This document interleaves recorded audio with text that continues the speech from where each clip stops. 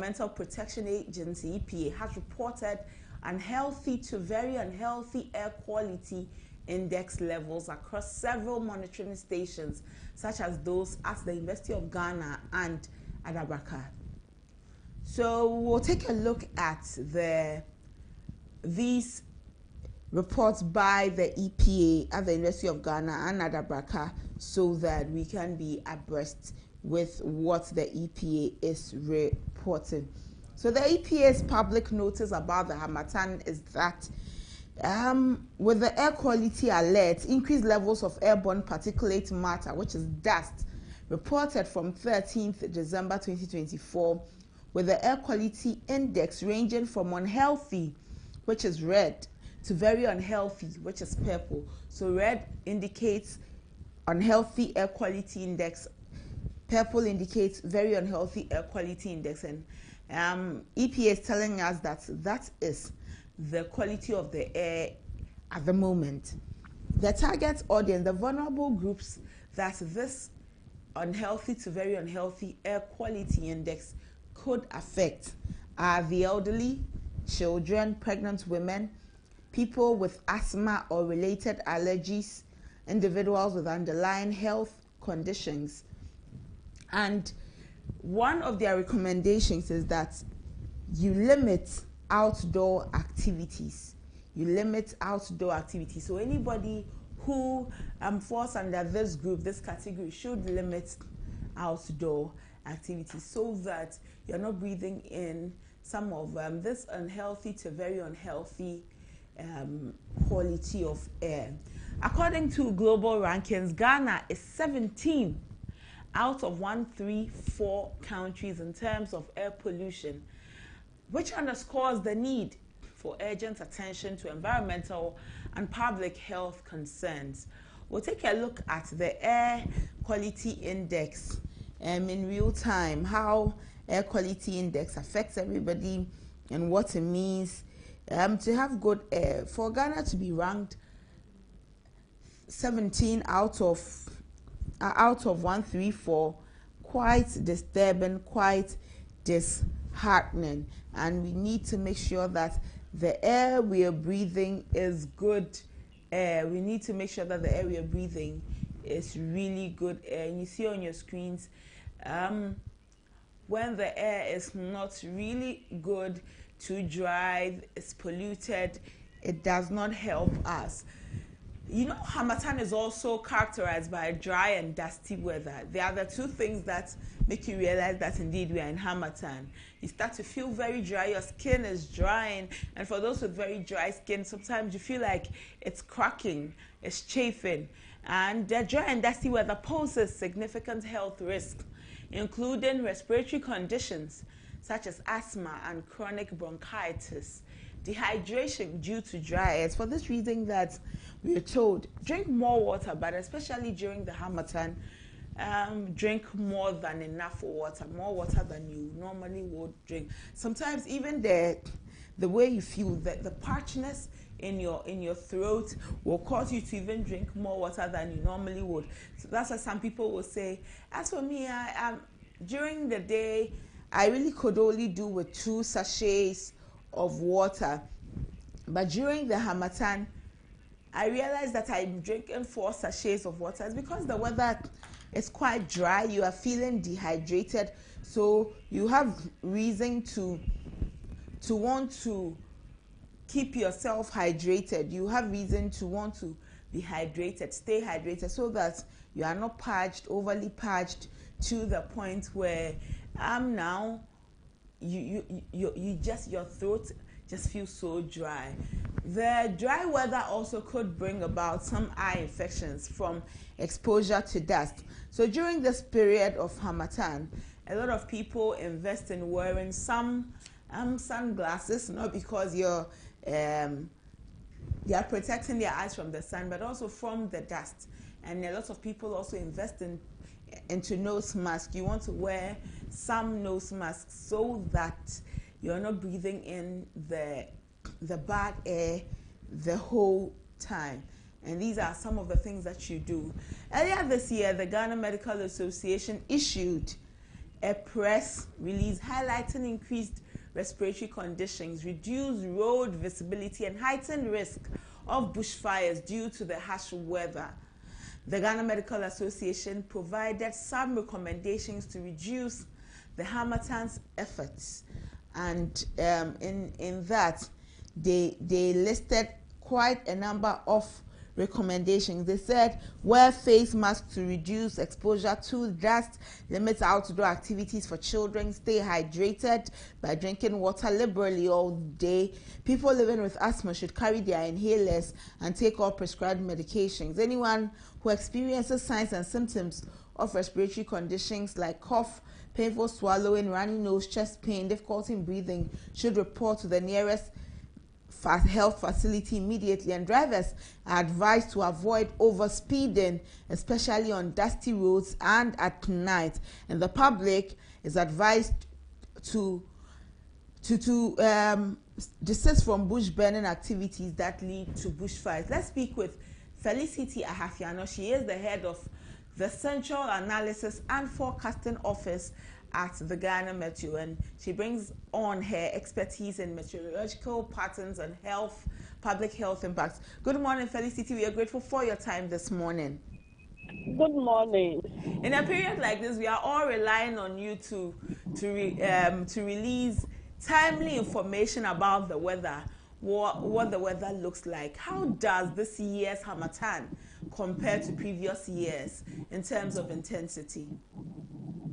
Okay, thank you so much, and good morning to our dear viewers and listeners.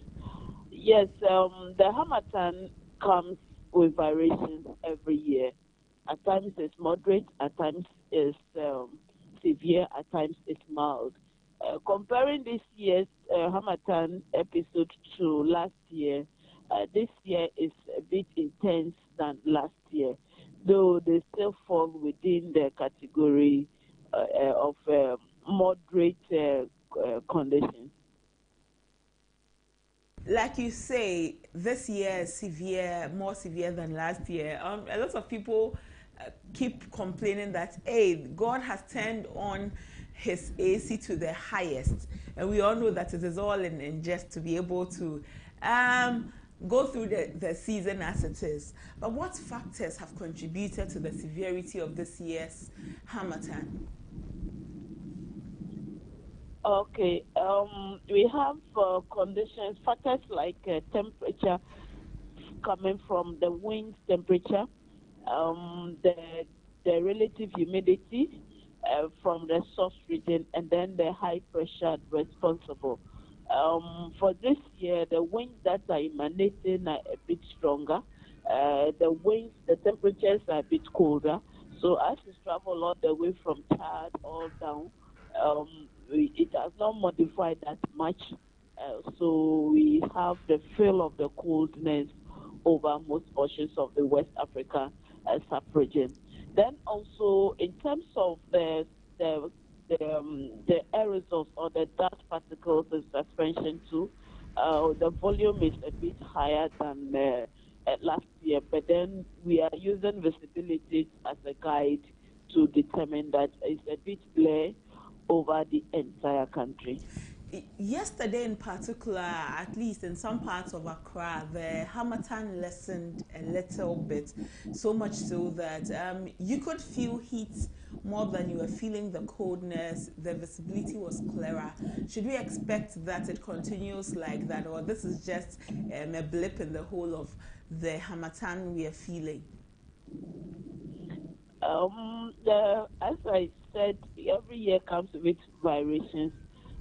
So also is episode. We have this is the second episode or the second outburst that we are experiencing. We expect it to relax. For those of us along the coastal strip, the breeze, the southwesterly winds will be penetrating a little bit, and it will improve the dryness to about 60. 40% in terms of relative humidity. So as the days goes, we expect some relaxation whilst we prepare for the third outburst, which is likely to happen in January. Okay.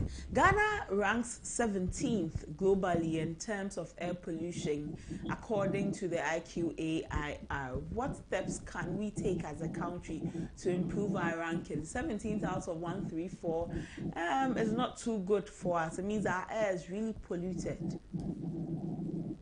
I'm not too expert into the air quality things, but then there are so many things that play a part when it comes to the air quality.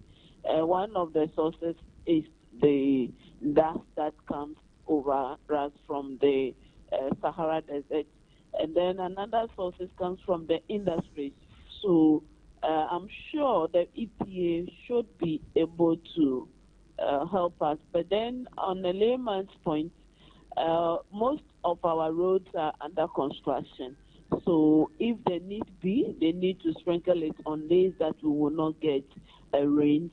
And then those of us that are into factories or manufacturing, and then we also need to be mindful and put in all measures so that the smoke or whatever that is coming up, making the air not healthy, will be minimized. And then our vehicles so that we are using is also a key factor. So we all have, as Ghanaians, as citizens, to come on board and see the part that we can play to make sure that the air quality becomes safer for all of us. Is it advisable during this period to rely on our fans and air conditioners, considering the amount of dust in the air? For that, depending on where we find ourselves, for the fan is to circulate the air within, and then also to give us a cool. So during the afternoon hours, why not? We can use it.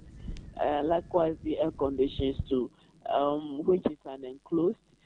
But one of the key things that we need most will be the air filter that we need to fix so that it can filter the air. Things are dry, so any available moisture will try to evaporate. So we need to try and be drinking water regularly. And then if we have an outdoor activity, it is also advisable that we use sunglasses, not the dark ones, but the plain ones that should protect our eyes from the dust particles. And if we may not have access to these sunglasses, once a while we should wash our faces with water so that those that will settle on our eyebrows can be washed away with the water to minimize the quantity that will enter our eyes. Felicity, you just mentioned that we can invest into sunglasses and wear them. However, we should use the plain ones, not the dark ones. Could you explain to us why it will be necessary to wear the plainer ones instead of the dark ones most people are used to? Yes, the visibility is blurred. It's not bright. Per our measurement across the country is between 1 kilometer and 6 kilometers. So if you use the shaded one, the darker shade, it will further deteriorate your vision. So that is why we are calling for the plain one that will give you a good view so that once you're able to see beyond the 1 kilometer, you should be able to protect yourself when it comes to any obstruction. Okay. For our drivers on the roads, this is also a period where a lot of people are traveling.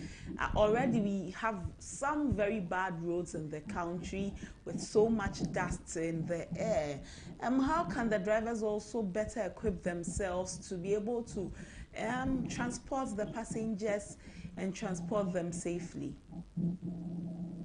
Yes, for the drivers, we are advising that they should try as much as possible to service their lighting system. We call the auto electricians to check their lighting system to make sure that it is working, because visibility is key to them.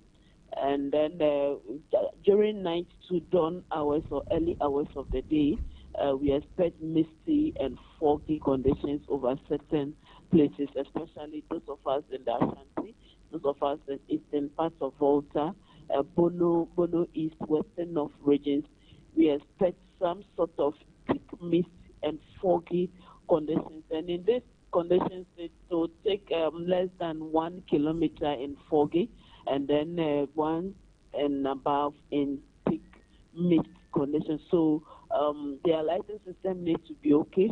And then we also advise that if their vehicle develop a fault and they need to leave it on the road, they need to try as much as possible to park it off the road so that it doesn't result into an obstruction to the next road user. And this is also another time that those that are in charge of the road maintenance should get to the roads and try as much as possible to fill the potholes that we have, so that at this difficult moment we don't get ourselves hit. You mentioned that we'll be entering into the third phase of this Harmattan. What should we expect in terms of weather patterns for the whole of the Harmattan or the rest of the Harmattan season? For the third aspect, we are expecting it to either be what we are experiencing or a little bit lesser or a little bit more.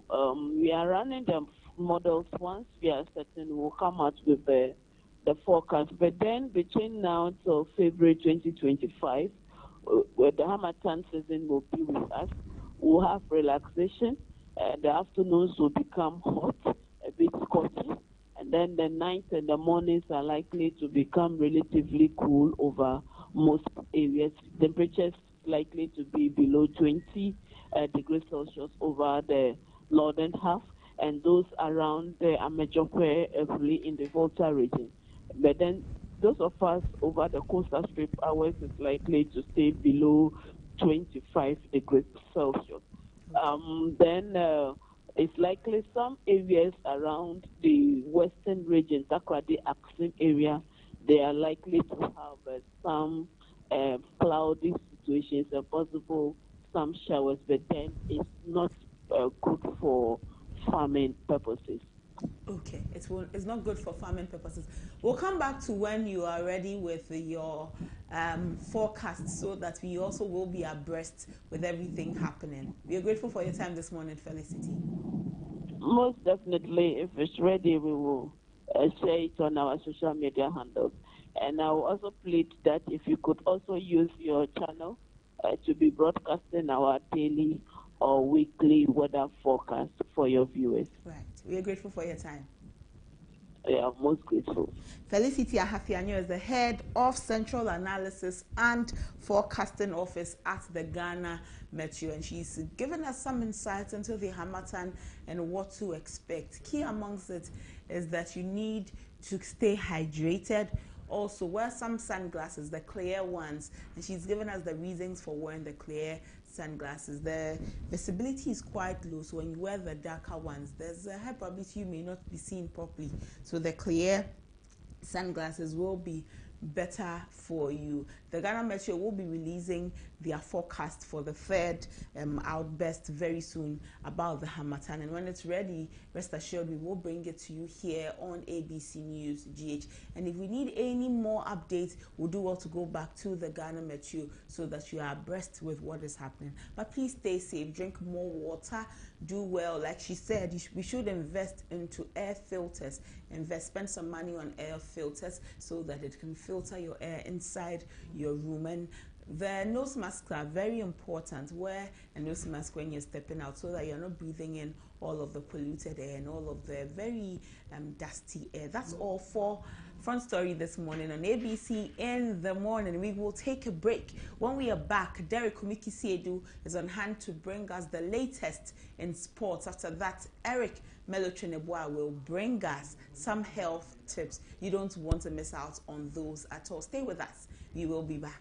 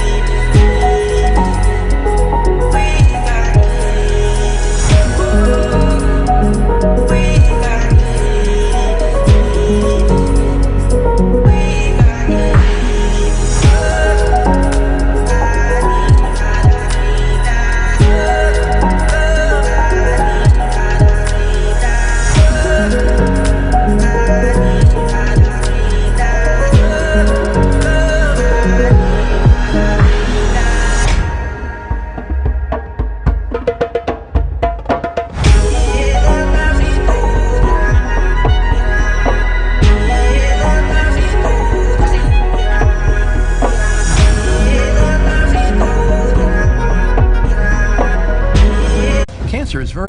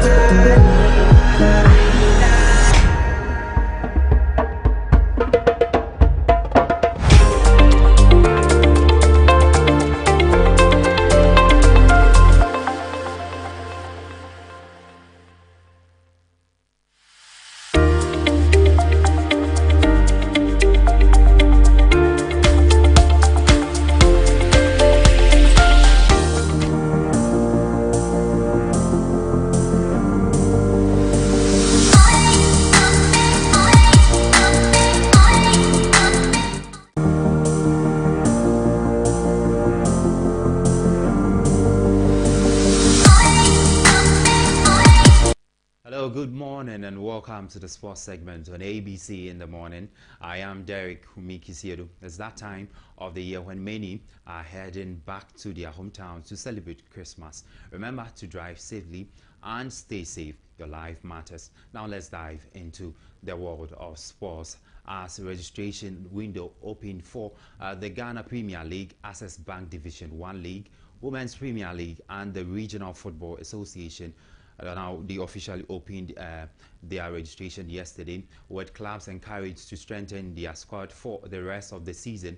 All clubs are expected to complete their registration before the deadline time. Now clubs are to note that there shall be no extension and the deadline shall be enforced strictly after 11:59 on January 22, 2025. This period offers a critical opportunity for teams to secure their talent they need to enhance their performance as the season progresses.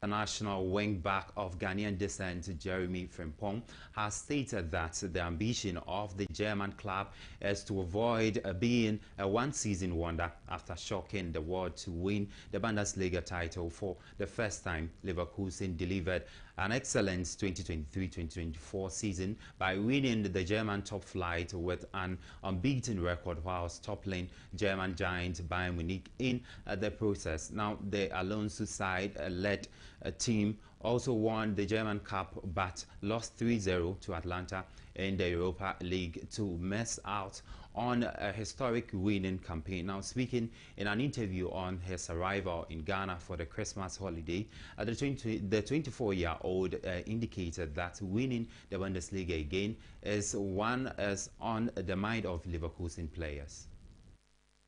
It was great what we did for Leverkusen, you know. We created history for the first time in Leverkusen. And now, because we are champions, we want to keep the consistency. You know, we don't want to be known as a one team, one season wonder, and then next season we don't do. So we want the consistency. So yes. Now, just look at this, and you would like to hear from you speak the local dialect. What can you tell us? What can you say to them? Oh, the local dialect. No, me kachipa. maybe my accent is good, but make up. Maybe hopefully by the time you return to Germany, your tree would have improved then. Yes, for sure. Thank you so much. Thank you so much. Away from that, Sudan coach Kwesi Appiah has made it clear that money will not be a deciding factor if he is ever offered the chance to return as the head coach of the Black Stars. Now, Appiah, who has previously managed Ghana in 2 separate stints, is currently overseeing Sudan's national team, where he is recently securing qualification for the 2025 African Cup of Nations AFCON in Morocco at Ghana's expense. Now, despite the potential for the creative offer, Appiah emphasized that financial terms, even as high as Kwesi Appiah explained that his focus is firmly on his current role with Sudan, where he has led the team to a remarkable despite the challenges Sudan faces. He remains committed to his work and reiterated that his passion for the game and desire to achieve success, not monetary gain, would guide his future decisions.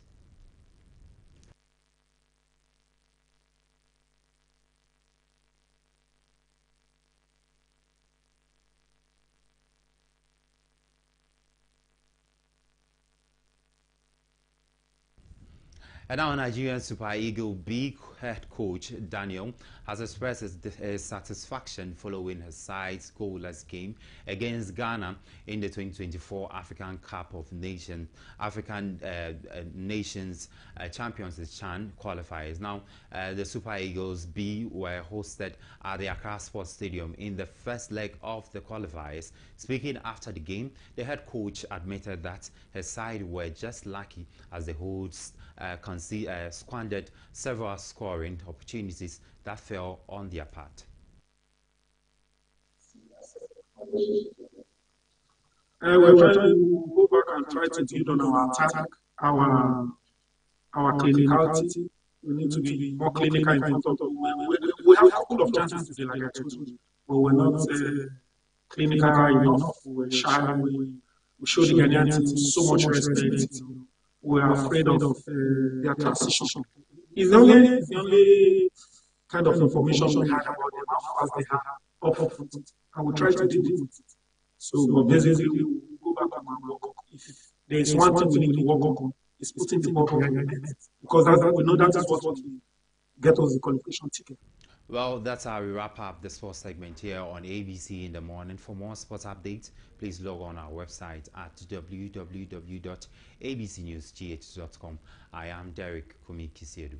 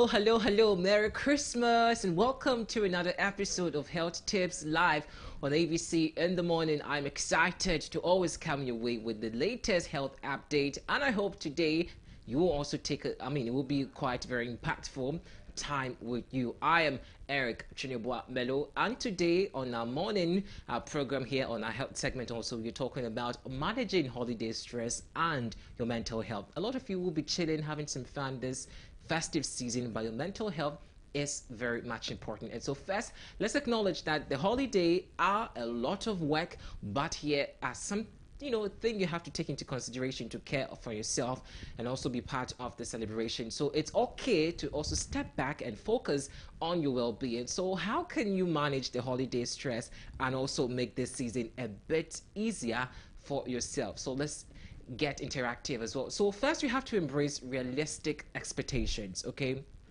Now, in this festive season, it is easy to get caught up in the idea of perception, whether it's the perfect tree, a perfect gift, or a perfect holiday dinner. But here's a gentle reminder. The holiday are about connections, not perfection. It's okay if everything isn't flawless. So some of the most memorable moments are, the unplanned ones. But let's go to those ones that will let you go off those unrealistic standards and also focus on creating meaningful memories with your loved ones. It's very important. You don't have to always be in a very, sorrowful mood and all of that. But it's quite important to you. Your mental health is important as your health. Set boundaries. Now this Christmas, whilst you're chilling, once you're going out with families and friends and loved ones outside, you have to set some boundaries. Now family gathering can also bring both joy and stress. It's very you don't know.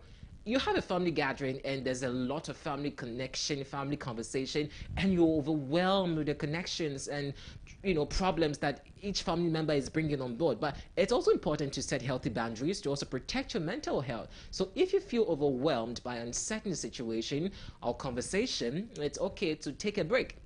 Whether it's stepping outside for a moment to fresh air, or simply say no to a holiday event that feels too much for you. Remember that protecting your peace is essential. If someone is inviting you to an event and you know that you're already stressed mentally, you are stressed, you're going through a lot, like you need time for yourself. You don't have to agree. You don't have to be under duress to go on that occasion. It's your personal decision. It's your personal life. So set that boundary. I want to be alone this Christmas. I want to have some time for my mental health. I want to have some time for myself this Christmas. You don't have to be rushed to go for an event because everybody is going. Set boundaries for yourself. Again, manage your financial strain. Now, this is very important. As the festive season is just a day, or perhaps we're still in the festive season, yes. The pressure to buy perfect gift or spend beyond your means can also cause you a lot of anxiety. You don't have to, surprise anybody if you don't have. In fact, you don't have to do so much if you can have. But remember that the best gift don't have to come with a hefty price tag. So thoughtful gestures like homemade gifts, spending quality time with loved ones, or simply spending a heartfelt note can also mean just much as if more than something store-bought, So focus on the love behind the gift, not the price tag. In as much as some people do value the price of the gift. For instance, if you buy someone a gift this festive season, the person will be like, how much does it cost? The person would now have to go and look for the price of the thing you bought for the person. It's up to the person, but you've done your part. But I feel you don't have to be so much, fixated on the price. It's from your heart. That's what you can afford. If the person feels comfortable receiving it, fine. If not, you just take your thing back. I will take my thing back if you don't feel appreciative of the fact that I'm gifting you something. I won't slack. I'll just take my thing back again. Okay, so take note of that, and you don't have to do beyond your limit, especially in terms of your financial instability or stability. Just make sure that you don't overspend this Christmas because, hey, January is just ahead of us, and someone will say January is like a whole year on its own. It takes very slow for January to end, and if your salary delays, well, you should know what to be expecting in the coming days. Again, you have to take some time for yourself, for self-care. Now, self-care isn't just about luxury. It's very necessary.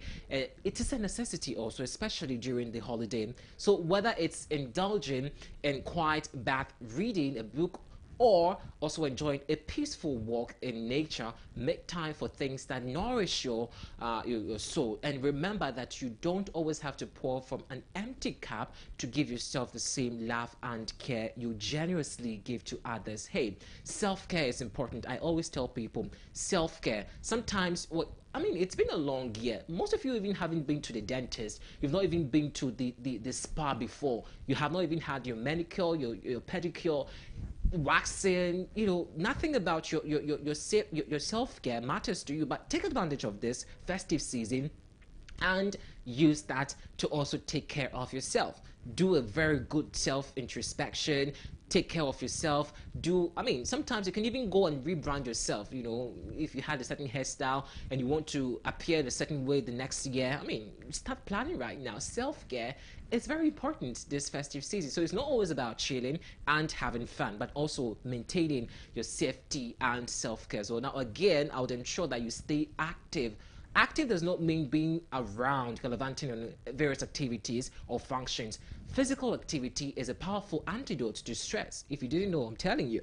So a brisk walk around the neighborhood, a dance off with your kids, or even a gentle yoga session can help release those built-up tension and boost your mood. So staying active doesn't have to mean an intense workout. You go to the gym and you're doing press-ups, you're carrying heavy metals.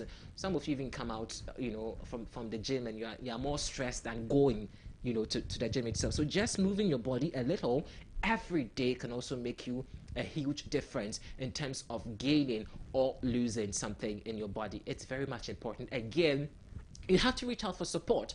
Now, here is quite interesting. Reaching out for support could be quite relative. It could be financial, it could be psychological, it could be emotional. Everything support you need is fixated here. But lastly, if the holiday feels like they are just too much and you don't have to hesitate to ask for help, whether it's a friend, a family member, or even a professional talking things through to listen or to lighten the load and help you feel more supported. You don't have to go through that alone. So I think you should also incorporate the habit of speaking to somebody. If you're going through mental stress, if you're going through any challenge, this is the point I think you should also seek your mental health stability. Just ensure that everything is fit for you. In conclusion, all I want to say is that in the end, the holidays are about love, connection, and also taking time to cherish the moment. By managing stress and setting boundaries and also nurturing yourself, you can also make this season truly special for you and your loved ones. Now, so take a deep breath and let's go, ease out the pressure, and remember that you are doing so great, and the best gift you can offer yourself this season is peace of mind. It's very much important, okay? Your peace of mind is very necessary. So this festive season, in as much as a lot of people will be going through various functions, wait, that reminds me, tomorrow is Prepaholic. Saturdays events. Am I going or I'm not going? But I don't know what you have planned this festive season. But I have activities to attend, and I'm also putting my mental health and other things in shape. But branding and making sure that you're fit for the next year is the topmost priority you should also think about in the coming years. Okay. Anyway, that's all for health tips this morning. I am Eric Trinidad, and I want to wish you a Merry Christmas and a prosperous New Year. The show continues after this break. Do stay.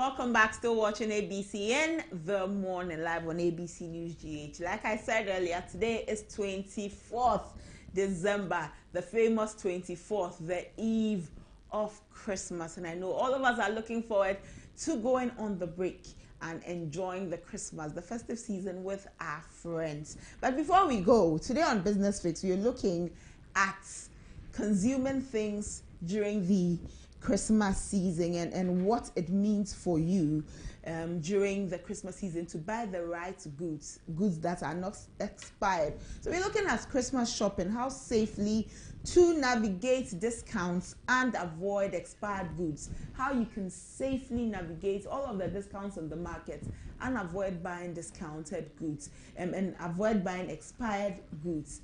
And this is the reason why today we bring you Business Fix. And as the holiday season approaches, many consumers are buying in bulk to stock up for family gatherings and also to take advantage of Christmas hampers and discount sales. However, with the influx of goods, especially food products, how vigilant are you in ensuring the items purchased aren't expired or unsafe?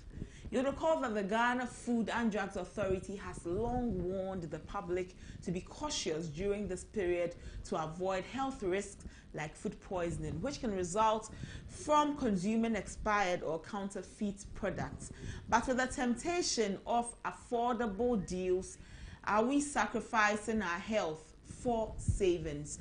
And in the face of growing demand, some market vendors have also worked tirelessly to ensure that their goods meet safety standards, even as suppliers rush to clear older stock. And it is very normal. We are ending the year and many suppliers want to clear the old stock they have. We visited the busy markets like Makola and Akanshi to speak with some sellers about how they are committed to providing safe products despite the pressures of high sales volumes and despite what it may mean to sell things that are expired.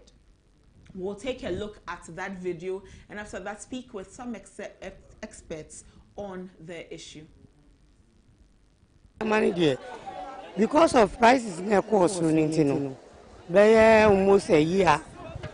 Your money now was thrown to Yama. When soon I said, I dear, to say, Diane and Crawford.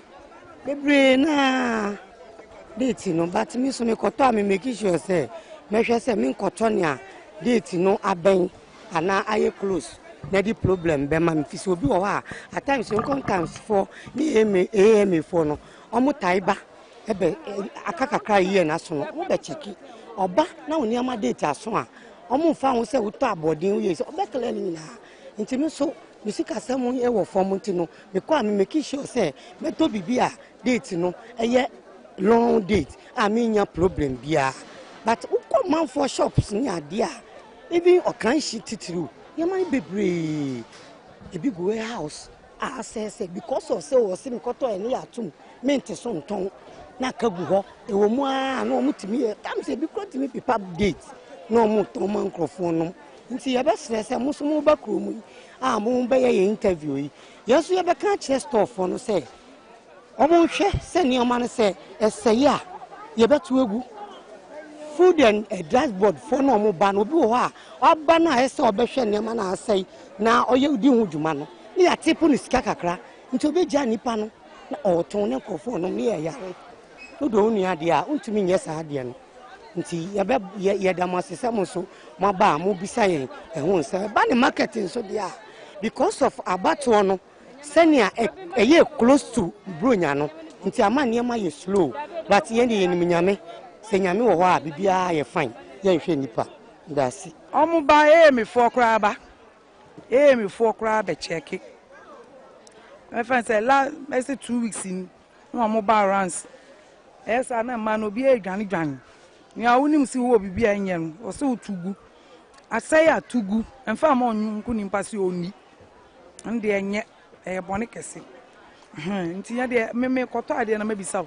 he say sugar here si we kura o mbeto o mpedate bibia obi asesi a obi ati date ase obi eto ade o pese ohun date o pese ohun manti aka de be se by wo no koto store wa na wonim sa expire na me de ba na obi beto no say hey madam ade we ni date aso ko am say ante anwana mbe fa en san ni date aso se fa si ho so di si ho no beti so aton ama bi because kai wo ye ko nipo 2026 wo he ono ni like ejek ngo banya wo ke mash ni next year banya wo use well, send wa wo market job make sure akoba wo market persons in Makola and Nukai. Speaking about what they do to maintain the integrity of what they sell to make sure that they are not selling expired goods. Let's speak with an expert. Apia Kusi Adomako is the West African Regional Director for CATS International. Good morning, Kusi. Thank you for your time. Good morning, and I think let me also wish a Merry Christmas to all the listeners of ABC radio in Ghana and also television. Yes. ABC television in Ghana and also all over the world. Okay. Yes, Merry Christmas to you. Apia, the Ghana Food and Drugs Authority regularly issues warnings about expired goods on the market, especially as we enter into the Christmas. How effectively are the laws around expired foods being enforced, especially during this high demand holiday season? Okay. I think the FDA provides the regulatory framework with regards to expired goods. That if your goods are about to expire in less than a month, you are not even required to even display them unless you kind of discount them and tell people. And let me use this thing to tell Ghanaians that whenever you go to the shopping centers and you see that some items have been discounted, or you see people selling items on the street, unusual item, check the expiry date. Sometimes it may be less than a month or two. And so, but I think that consumers have to be very much aware when you are buying something. Because nowadays, most of the items that comes into the country, especially the food items, normally food substances, you can't have 4 or 5 years expiry date.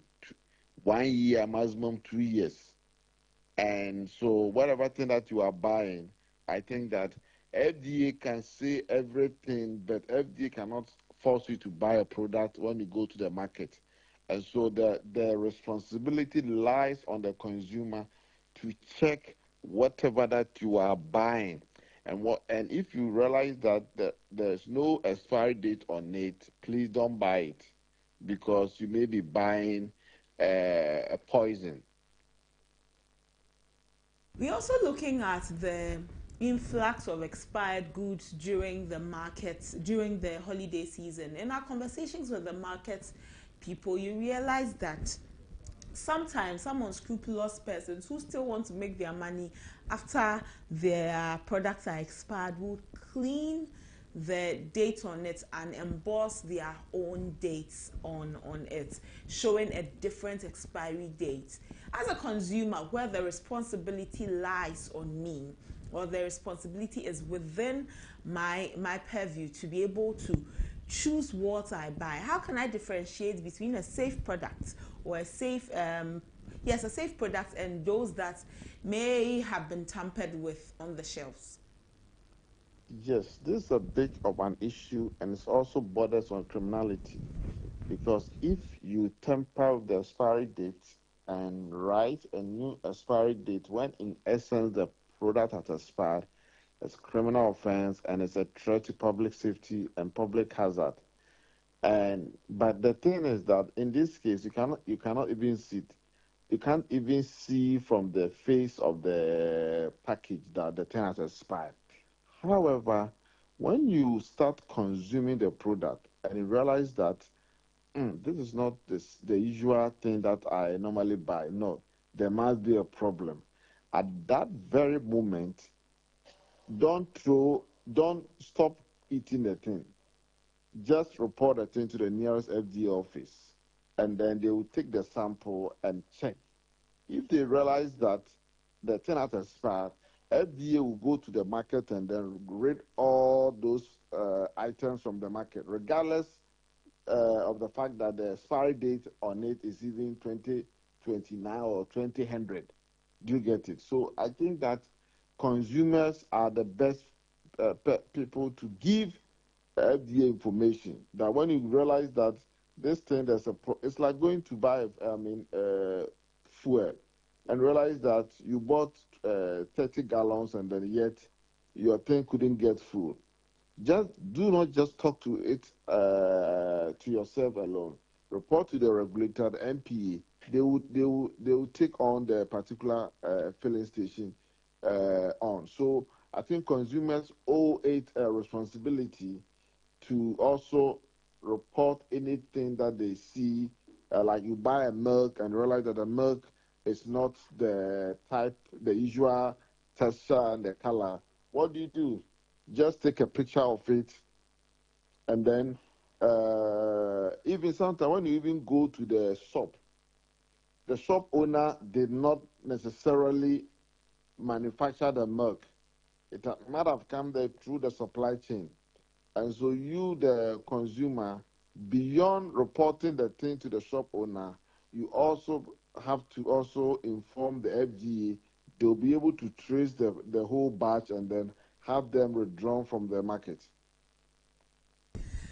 Let's look at how it is for suppliers who are eager to clear old stock before the new year. Everybody wants to make sure that we are selling off what we've had during the year and then restocking something new during the new year. What strategies can I, as a consumer, adopt to be able to determine that I will not buy from certain places to avoid buying expired or substandard items in the market with so many discounts? Sometimes their discount is so attractive, you have no other option than to go and buy, because if something which normally will sell at 60 cedis is selling at 20 cedis, you feel the need to buy it. As a consumer, how can I tell myself that I would look beyond the discounts?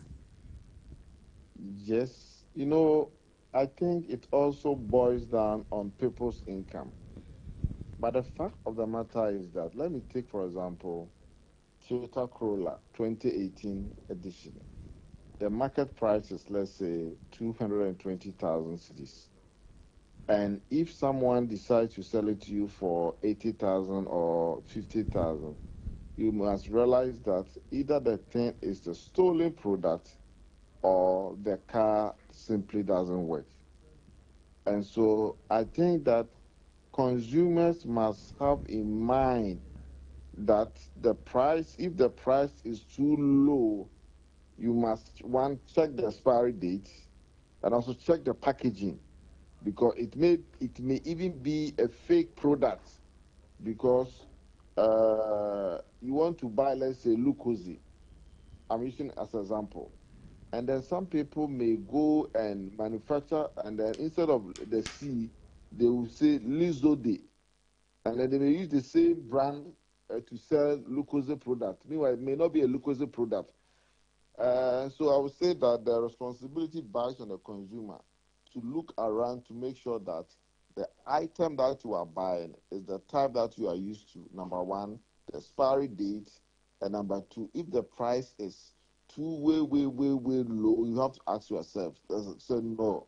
Because Udi at the Fodiachia, you may end up buying something which may not help you in the long run. Would you prefer, or would you say that there are any proposed changes or new regulations that we should be looking at, which will be aimed at strengthening the enforcement of food safety? Many of us do not even know that if something is spoiled, I can go to the nearest Food and Drugs Authority office to report it. So isn't there the need to bring some new regulations to be able to strengthen the system where we can check for all of these expired goods? I think we have enough laws. The Public Health Act 2012 and also its subsequent regulation gives the FDA the power to supervise the food and the market sector. I think the main challenge is that enforcement is not regular, and this also boils down on resources. If FDA wants to put people on the street and onto the market all the time, that also may be a huge expense to them. So, sorry. So, what I would say is that the FDA needs to enhance its surveillance and its enforcement mechanism. If they do this, I'm very sure that we can rid the market off from any bad products. I don't think we need any law. What we need more supervision and more surveillance on the market. Before I let you go, let's look at the role of local authorities and market inspectors. During our market visits, we realized that the market inspectors come around, but some also raise concerns about the collusion between some market inspectors and shop owners, so much so that when they come and they realize that some of these goods are expired, they are paid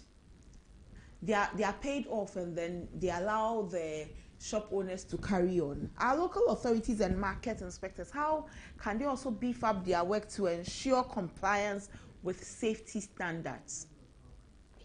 Yes, indeed. Some market inspectors at the local level may be compromised in terms of conniving with the vendors to sell substandard products. But if I go to the market and a market inspector has has connived with the shop owner, and the product that I'm buying is not fit for purpose, that market inspector can't force me to buy it. As a consumer, we say that the consumer is always right and the consumer is the key. Once you walk into the market, nobody is forcing you. If you go there are a lot of times that I've been to the market to buy something, even the malls, and I realized that whatever you are looking for, you couldn't get it. And I just walk and drive back home because the shop owner can't force you to buy item B in place of item A, which you were looking for. So I think that the responsibility lies on the consumer for you to be aware of what you are buying. I mean, they make even sometimes you go to the shop, you go to the restaurant to buy food, and the food might have been from the previous day or previous night. And I mean, as soon as you realize that the food is not quality, you have every right to walk out and not even pay for the food because, I mean, you get it. So you have the responsibility, you have the right to not buy any product that you reasonably believe that the product is not of high quality. All right. Well, we will do well to speak more about expired food and how to also maintain the integrity of our food on the market, not just in this Christmas season, but beyond. But we are grateful for your time, Chrissy. We are grateful that you spoke to us on ABC in the morning, Business Fix this morning. Thank you. Apia Kusi Adomako is the West African Regional Director for CATS International. We've been having conversations with him about expired products. You're going to the market to buy some things. You're going to the shops to also buy for Christmas. Tomorrow it's Christmas Day and beyond. We know you'd be giving food to your friends, your family, your loved ones. Take care of yourselves and make sure that you're not buying the expired things. Like he said, the responsibility at the end of the day lies with you. It is your money you are giving to the seller. So be very insistent that you're buying food that is of high quality. Don't buy expired food. We had some conversations with some market persons. Let's listen to them, and after that we'll bring you our main discussion.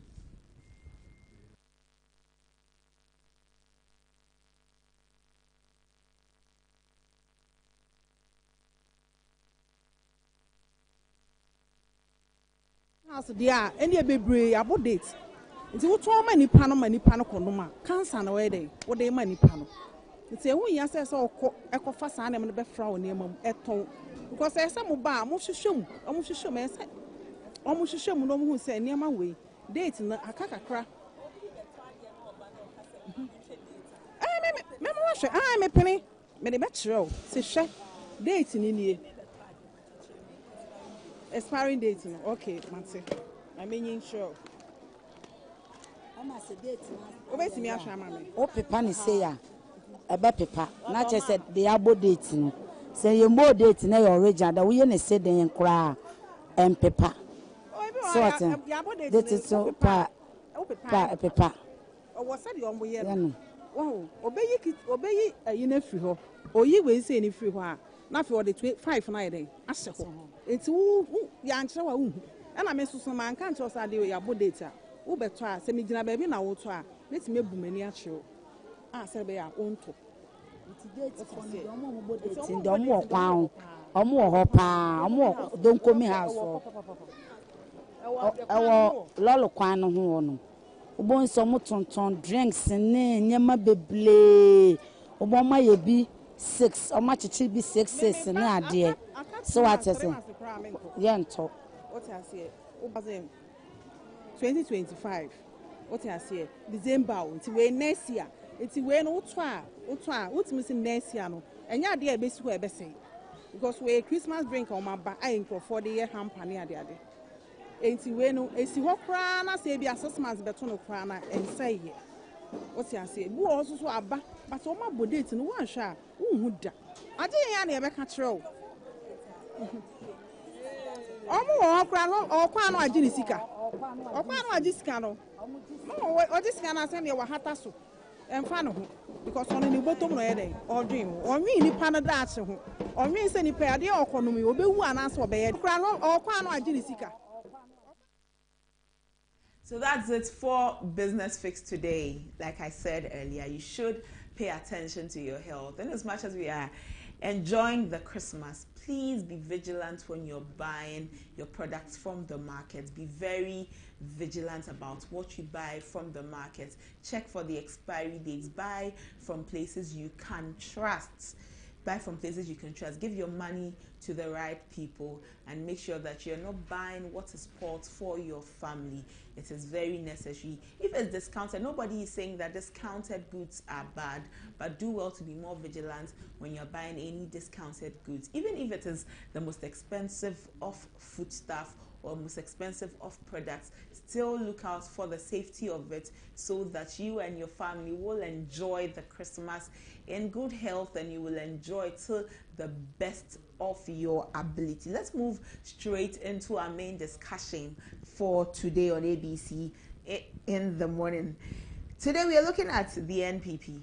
As part of our main discussion, NPP says that it will be investigating the 2024 election defeat. The NPP also says that they have expelled Cynthia Morrison and some others from the party, and the New Patriotic Party has announced plans to form a committee to investigate the reasons behind its significant loss in the 2024 elections. Speaking at a press conference at the party's headquarters, National Chairman Stephen Ayensu Ntim revealed that the committee would seek honest feedback from party members to aid in the reorganization of the party ahead of future electoral contests. He acknowledged the disappointment among supporters and also stressed that the party will do everything it can and also look at self-reflection within itself to make sure that the party emerges better than it is. Ayensu Ntim further mentioned that the importance of reviewing the party's constitution is rife, and particularly the processes for electing national executives and flag bearers. He emphasized that revitalizing the party's grassroots and base will require substantial efforts to position it for future successes. Let's go back for some excerpts from the NPP's press briefing yesterday. As a party that was formed by individuals from all sectors of our society who who are motivated by the ideals of development and freedom. We seek to grow the individual liberties of our people by growing a strong democracy. The party will, in the months of January 2025, set up an effective and objective election review committee to undertake a post-mortem into the outcome of the election. The committee will engage all party stakeholders and the general public on the factors and circumstances leading to our defeat. We have a firm belief that the work of the election review committee will enable our people to express their concerns and to bring out suggestions and reforms, changes, and other critical. We will be reorganizing ourselves for the battles of tomorrow. Fellow party members, this means we cannot give up. We must engage the restructuring process with all the energies we can muster together to get the elephant trumpeting again. Kukrudu, Kukrudu, and Kukrudu. May God bless our homeland Ghana and make the NPP great and strong again. In another development still in the NPP, the Agona West constituency branch of the NPP has expelled some 280 members, including the current Member of Parliament, Cynthia Morrison, and former Gender Minister. This decision made during an expanded constituency executive committee meeting on December 15 came into effect on December 16.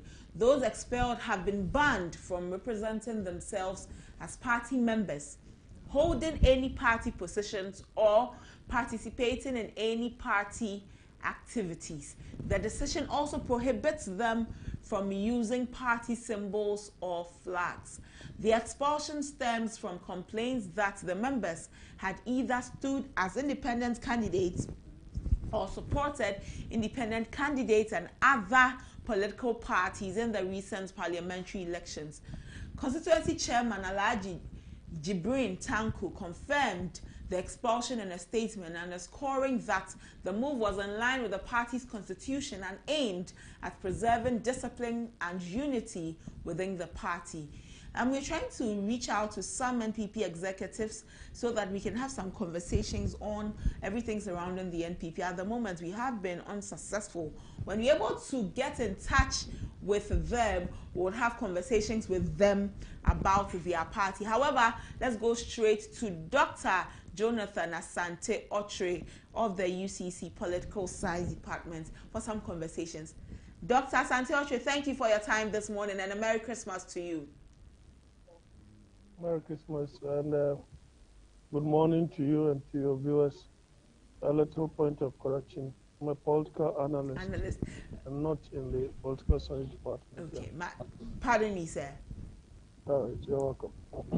Let's head straight into our conversations. The NPP says it will be doing some soul searching.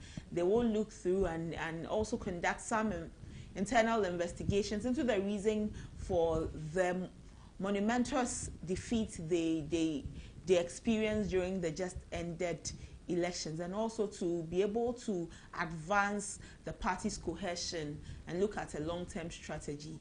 Will the NPP find any meaningful impact after the soul searching they are looking at? Let me say good morning once again to your viewers. Certainly, it is the only appropriate way or means of finding out through data exactly what happened. Human sentiment can easily be gauged, and if you allow them to express those sentiments, then you begin to understand and appreciate the source of the disastrous defeat that they would have suffered. And so I proposed something of that sort about 1.5 weeks ago. And I even chastised Dr. Bawumia because some few days after, accepting defeat, went ahead to suggest that, about 2 million of their support base did not vote. And that's the more reason why they got defeated. And I suggested to him that that was an oversimplification of the matter. He ought to be quite careful and then allow some kind of internal introspection for them to set up a committee that will go around to find out exactly what actually happened to them. And then based upon that, they will be able to scientifically prepare a solution to the disaster. And then they can go ahead, with the 2028 elections. So this means that the NPP is taking a step in the right direction. Is that it? Certainly. Okay. Certainly. It depends upon the people that they will choose to do this work. There must be eminent people that, both the party people and those outside the party that is floating voters, have a huge respect for. Not the usual old faces who are very partisan. No, that is not the way to go. Given that the NPP is focusing on reviewing its constitution, especially concerning national executive elections, what structural changes do you think are most necessary for enhancing party discipline and leadership? I told them when they started with this internal, elections. My dear sister, every level of election creates acrimony. The MPP conducted 8 different internal elections, from the branch to the constituency to regional to national. Now, after national, you had the president. You had elections for orphan constituencies. Then you have the MPs themselves, making it 6. Then the presidential special primaries, and then the presidential primaries itself. Now, what I propose to them is the fact that in as much as they wanted to cure a particular mischief, as it were, shortlisting the number of presidential, aspirants up to 5, that thing in itself could create animosity and enmity, because now people will have found out in advance whom the establishment are for. And when that happens, you have already tipped off your hand. So that particular structure must be cleared.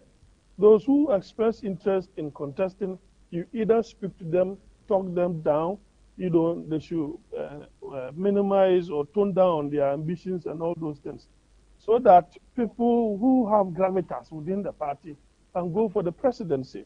And the MPP is a conservative party. And conservatism will allow you that you need to pay your dues. You need to have sweated for the party. You need to have fought for the party, and so on and so forth. And so, based upon this, someone could easily emerge.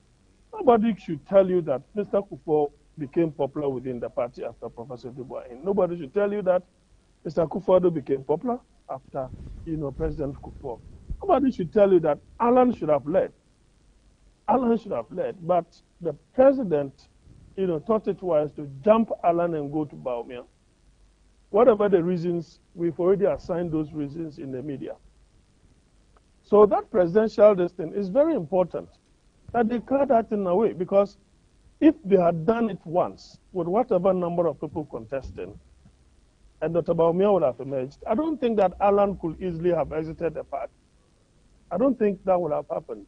So you cure a certain mischief in the past, you've created another monster that has harmed the internal cohesion of the party.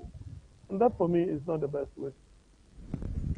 Can the formation of this committee to investigate the defeat lead to a more transparent party culture, or does it risk excavating internal divisions? You have said that they will need some eminent persons to lead the charge, so that it is not faces that people are too comfortable with, or faces that, or voices that don't carry much weight. However, when this committee is investigated, do you see it opening the party up to transparency, or it could rather deepen the wounds of division? It will all be part of the report. Once they set their questionnaire, They know the kinds of questions they will have to ask them. What are your grievances against the party? Some will say it's President Akufo-Addo. Others will say it is Dr. Bawumia. So when all is said and done, you know, others could even say the national organizer, what's the name? His name has even escaped me. You go to Ashanti region, others may say it is wound to me, his behavior, his conduct, and so on and so forth. So the data that will be gathered will determine, and certain recommendations would have been given. That's the more reason why I feel like they have just shot themselves in the foot by sacking Cynthia Mamle and over 200 and something others, you know, from the party. When you are setting up a committee in January, the committee's report will have, you know, decided, because she should have been part of the questions, would have decided that, look, based upon the data that we've gathered, people who do A, B, C, and D can no longer be part of the party. But a party that is hemorrhaging, right? A party that is hemorrhaging does not excommunicate people just like that. It is very hypocritical and sycophantic in the sense that some few days back, you wanted to keep that woman within the party fold to remain as MP for the party, though going independent. Suddenly, you lose the national elections, and I think that it's convenient to ask all of them out. I think that they should allow the committee that they have decided to form to work, and then they will determine the way forward. That is the best way of healing. What the party can go through. The party may cite it as a need to discipline its members and then to keep members in line. But what role does discipline play in maintaining the integrity of the political I don't party? have a problem with they trying to discipline. All right. But politics is about timing. If you get the timing right, then it means that you are very calculable. If you get the timing wrong, then it means you are miscalculable. And if you cannot get this act right, and you rather act on emotionalism, then I think that you are not politically shrewd person. Right. But what role does discipline play in all of these to be able to get the party in line and to be able to move forward for a certain potential greater good? In 2028, another elections will roll by. The NPP will be looking forward to snatching the majority again in parliament and also becoming the party that leads the nation. In all of these, how will discipline advance their cause? So is the party convincing some of us that they did not see discipline when those people decided to go independent? They did not see indiscipline in there for them to take the decision to ask them, irrespective of they going for the 2024 elections. So this is politics of convenience and not politics of discipline or politics of, this is politics of expediency. It is now expedient. Now they have nothing to lose. They've lost the elections in a humongous manner. They have been trounced beyond days. And they feel like, well, they have nothing to lose. Let us clear these people. Now, it is not the 280 something that you have cleared that will leave the party. They also have support base, their families that have also been in the party.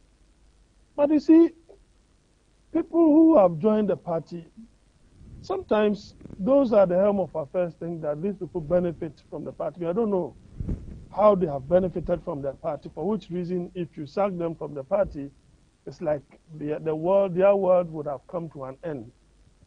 I think that, yes, you may want to crack the whip, you may want to discipline. Timing is of the essence. You should have allowed the committee to do the work, and it should be part of the constitutional reforms or review that the chairman spoke about. So I think that they just put the cart before the horse or the horse before the cart. And if you ask me, it is not the right thing to do. It is right, but the timing is wrong. That is what I'm suggesting. You are a political analyst. You look into many matters of our politics here in Ghana. With how much the NPP has lost in this election, the margin really great. A margin looks like the NPP Ghanaians do not have an affection to a certain extent for the party. Will the party be able to recover? Will it be able to recover from all that it has experienced in these elections? It will take a while. We have seen the fourth Republican government from 1992 throughout this period, and I can tell you that yes, we cannot say that any one's government has been an era of heaven. None. Every government has borrowed along the line. But how come that in President Akufo-Addo and Dr. Bawumia's era we are not able to pay our debt? How come in their era we've given people haircuts? So the bitter lessons Ghanaians have learned from Mr. Akufo-Addo and Dr. Bawumia's regime will take a while to erase. It is not that simple. And that is what has reflected in the number of seats that they have lost. And the humongous gap that President-elect Mahama gave to the Vice President. It will take a while. It will really take a while. The main problem of the NPP going forward, their main headache will be, should we keep to the Bawumia or should we go a different path? That, for me, is the main headache of the party. But all of this will easily settle when the report, of the committee comes out, and then they begin to implement the report. Other than that, it is just going to be difficult. Yes, I have other. Yes, hello. Yes. Let me ask you this last question before we take leave of you. But will the NPP be able to say that we will not keep Dr. Bawumia? You look at our politics in our country, political parties, and the way they give the opportunity to their flag bearers to come over and over again. President Nana Dankwa Akufo-Addo took. Yeah, it will depend on the performance of Mr. Mahama. All right. That is one. So they have to hasten slowly. It's not just solely about bringing him and repeating him. No. It's about the performance of Mr. Mahama in government. I have said that potentially the NDC could do 12 years because when Mahama leaves office and they're able to handle the internal affairs very well without petty bickering, without creating passions that will create this kind of enmity, with this number of seats that they have won, these seats serve as leverage. They serve as leverage for future elections because within the body politics of today, when you have this number of MPs, it means that the party will have a lot of resources because every MP pays a certain percentage of their salary to the national coffers. So once you lose this number of MPs, this number of seats, it means that the money, the contribution that will go to the party coffers will be minimized. And so the party will not even have the muscle. Two, the MPs, having MPs in areas where you've never won before, and now you've won these places, you will want to do right by the people. So it is just going to be a little difficult for the NPP, unless it goes into the head of the NDC. But listen to Mr. Mahama, the preliminary speeches he has given after his victory, it gives me some kind of reassurance that he would definitely want to do right by the people, especially having been given a second chance. It hardly happens. So once it has happened in his era, I think he will want to do right by it. He will want to leave a legacy, a mark before he leaves office. And that, for me, based upon the speeches that has been given, is reassuring. Okay. And that, as I said, will be some of these things, some of these factors will have to influence whether it is Dr. Bawumia they are going to bring again or they're going to change path. Besides, Dr. Bawumia as a candidate, what are his weaknesses? There are inherent weaknesses that probably internally they will have to deal with. They will have to deal with. Okay. Dr. Asante Ochoe, we are grateful for your time. We will allow you to also go on to your other conversations. You're welcome. Dr. Jonathan Asante Ochoe is a political analyst, and he helped us with this conversation. The NPP says that they will be doing some soul searching. They will set up a committee to look into why they lost by this huge margin. And in other news, the NPP in the Agona West constituency has expelled Cynthia Morrison and some 280 persons from their party. Dr. Jonathan Asante Ochoe believes that this was done in a hurry. They should have hastened slowly, gone through the processes that they are looking at, the committee they were setting up, and after that they could look at whether they would let her go. In any case, the timing is wrong with what has just happened, the expulsion of Cynthia Morrison and some 280 persons. Let's have a conversation with Mustafa Gbande. He's the Deputy General Secretary of the NDC. Good morning, Mustafa. Thank you for your time. Good morning. Thank you for having me. Your colleagues from the other side, the NPP, say that they will be doing some soul searching. And again, they have also expelled Cynthia Morrison from the party. How do you view the NPP's decision to expel her and this large number of members in the wake of their electoral defeat? Well, thank you very much, and Merry Christmas to the people of Ghana. Merry Christmas. It is much more to the public knowledge that because we had a bad president and a very wicked old man, we are going to celebrate Christmas with hardship. But the Lord is with us and the teeming youth of this country who stood for a change.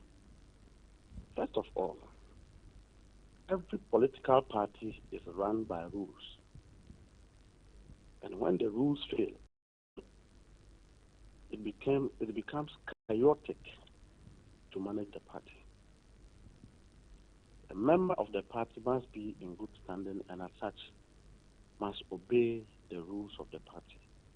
If for any reason a member exits to join another interest other than his biological political party, the party reserves the right to expel that person. It is part of reorganization. It is part of the bricks that we must pull to strengthen the party structures so that you can be confined to loyalty, you can be confined to commitment, you can be confined to dedication as far as serving your party is concerned. Any other political party other than the NPP will do what they are doing today. They've lost election, lost abysmally. The defeat of the NPP wasn't caused by NPP as executives. It was caused by government officials, appointees, who stole left, right, and center, who left the party structure very angry and hungry. They were promoting themselves, comforting themselves at the expense of the grassroots member of the party. So if the party have decided to reorganize and has still a list of members who have betrayed the cause, I think that is not out of place to expel them. It's an order. So if it happened to the NDC would have done the same? We are going to do the same. We have some people who must be expelled. And I, for one, I keep saying that unless we do not, we exit as executives, I always will advocate for the rules, no matter how unpopular it is. What controls people and their behavior, appetite, is the rule. And so if you suspend the rule, then you are going to have your hand. We have some members who betray the cause of the party. They will be suspended and expelled from the party. Won't it be better because they are not members?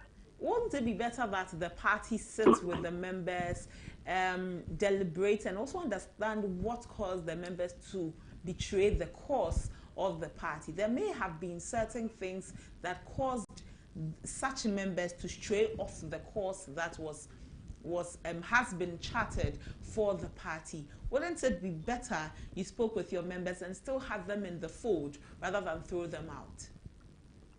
There's no way to deal with a traitor than to take him out of your house. You know.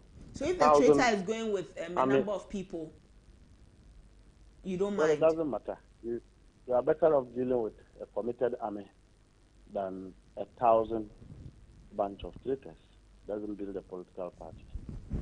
And so, I mean, this is law. By the time you sign on to the party, you knew the rules of the party. So for this one, the NDC, MPP executive have just acted in the spirit of their constitution. If it were the same. For example, the issue of Amenfi Central, where the sitting MP lied to all of us that he has stepped down, but partaked in the election, had a coalition agent, had agents throughout the election. He will be removed. He will be suspended. If the party had not won that seat, he would have been the cause. But yet we worked hard to win. So we'll suspend him. And I will see to it that I convince leadership to enforce the law to ensure that Kwachiaka is suspended. So you will see to it that so if Kwachiaka is suspended from the NDC, we should attribute it to Mustafa Gbande, because Mustafa Gbande said emphatically on ABC in the morning that he will see to it that as a traitor he's out of the fold. Well, he knows that I've told him that I'm a young man. This party have developed all of us. If you hold a party to ransom, the party should deal with you. And he knew that what he was doing was a betrayal to the cause of the party. And so, if for any reason we're at the battlefront and you choose to jump the boat, when we sail and you are hanging on our boat, we'll cut your fingers and allow you to sink. You know, we have to enforce discipline and order in our democracy, in our rule of law, and even in our political practice as political parties. If we don't enforce discipline, if we don't enforce that people go by the rules, then we'd have stress, we'll have trouble managing the desire, the objects of people and their private interests. And it is okay for people to be self-interest, because everybody have an aspiration. But that aspiration must be modeled around what is practicably accepted and what is not acceptable within the party's framework. If you betray the party and you have gone for independence and you have lost, you should be removed.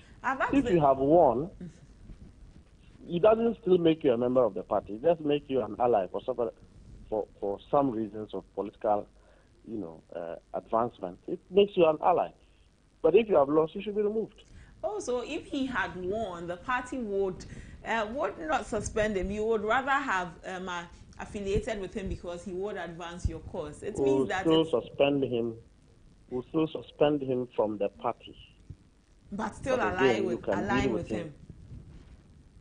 Or not align with him. All right. If you can have a political interest with him, but you cannot align with him as a member of the party. It's unlawful. Well, political parties and how you look at your internal matters and the way you're able to balance it. Typically, how are you balancing internal criticism and loyalty when investigating electoral defeats? Is there a danger of silencing dissent when you are asking all of your questions to be able to regroup?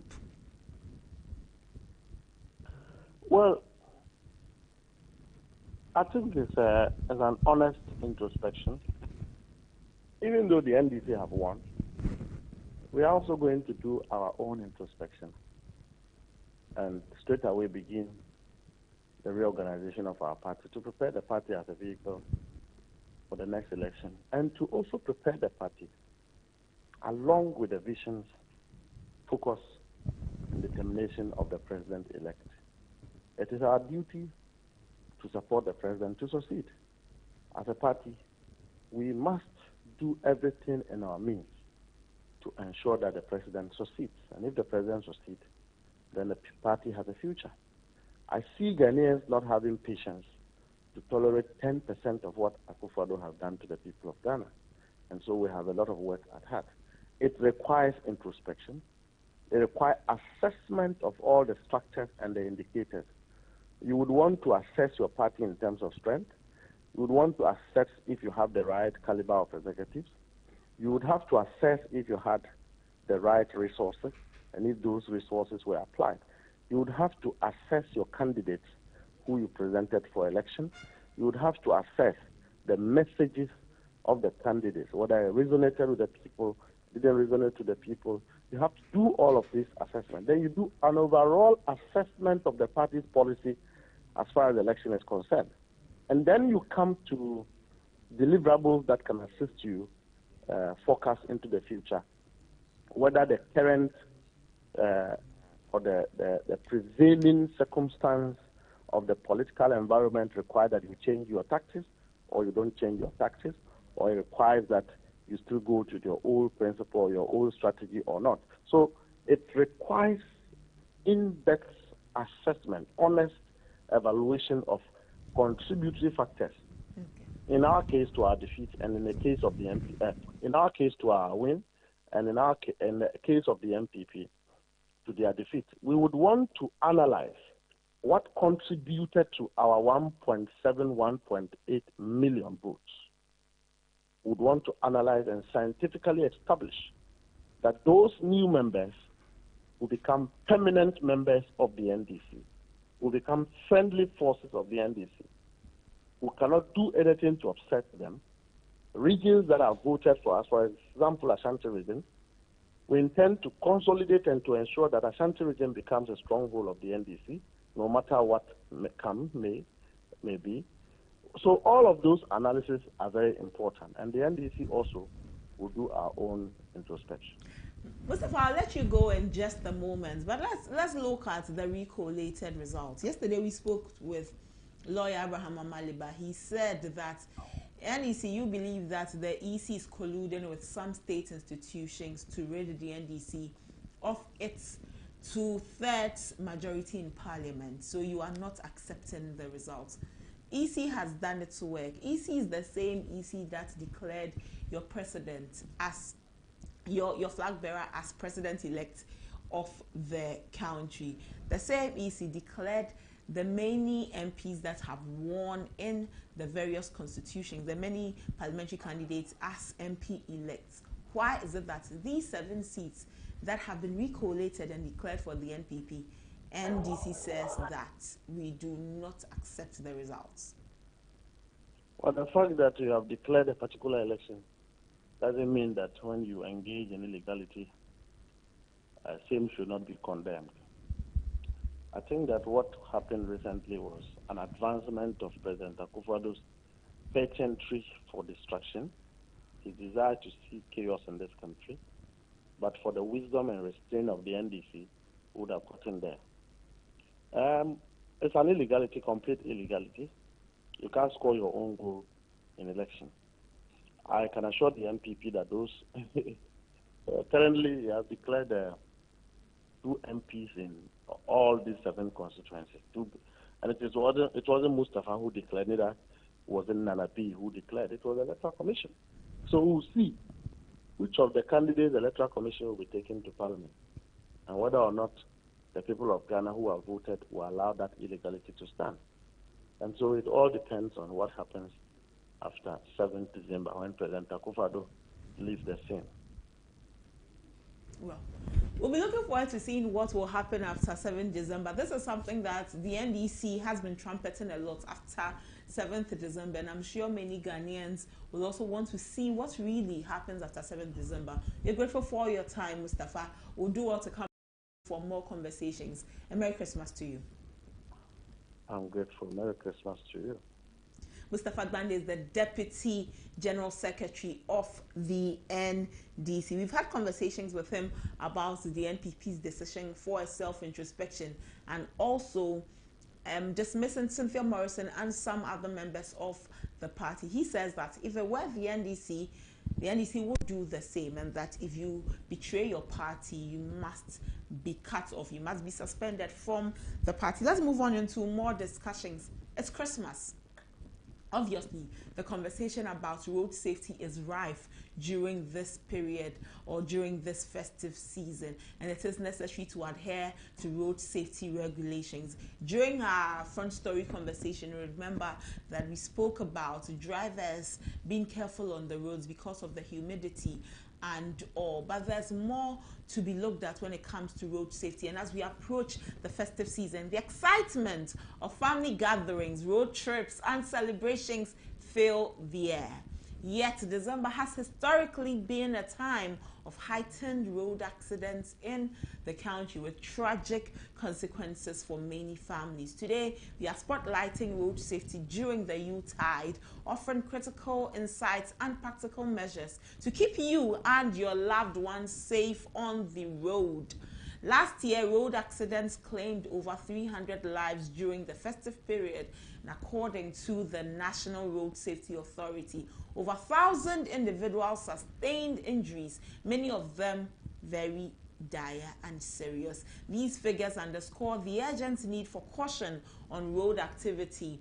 As road activity intensifies this season. Most of these accidents were linked to preventable factors such as overspeeding, drunk driving, failure to adhere to road regulations, and poor vehicle maintenance. Road safety is not just the responsibility of drivers.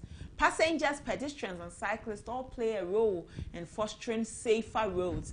Each decision we make, whether to fasten our seat belts, avoid crossing highways at unsafe points, or discourage reckless driving, could mean the difference between life and death. And it is for this reason why when we trumpet road safety, it is not out of place at all. It is very necessary, because when you go and come back, it is a good thing for your family to receive you back whole, and it is necessary that you take your life so seriously. Don't drink and drive. Don't ride on a motor without a helmet. Don't sit in a car without putting on your seat belt. Many of our churches do not have any seat belt in any case, and so when you sit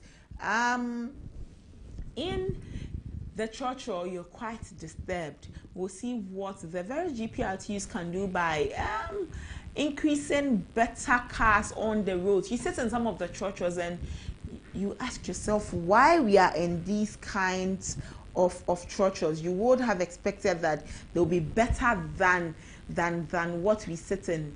They are leaking. If it rains, some of the metals will be tearing your clothes, and they cut you, and you're scared of tetanus and all of the other complications. You ask, what are these cars really roadworthy? Are they worthy to be on our roads? Are they worthy to be on our roads? Let's have conversations. Henry Asumeni is the Deputy Director, Planning and Programs at the National Road Safety Authority. He joins us for a conversation. Good morning, Henry. Merry Christmas to you. Good morning and Merry Christmas to everyone.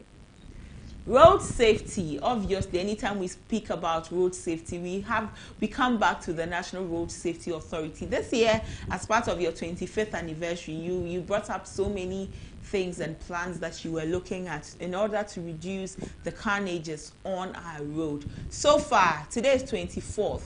After your launch, have you seen any improvement on our roads? Thank you very much, and that's a Merry Christmas to all our listeners. When it comes to road safety, the effects are not felt as soon as you launch the program. But I would want to say that some of the programs that we have launched so far, which we call the campaign, the Operation Comply, which means that the operation is such that we are coercing and enforcing the laws on road traffic regulations, such that as we all use the road, we will comply with the road traffic regulations that we all know about. So we are doing this with all our road safety stakeholders, especially the Ghana Police Service, the MTTD, and then the Driver and Vehicle Licensing Authority.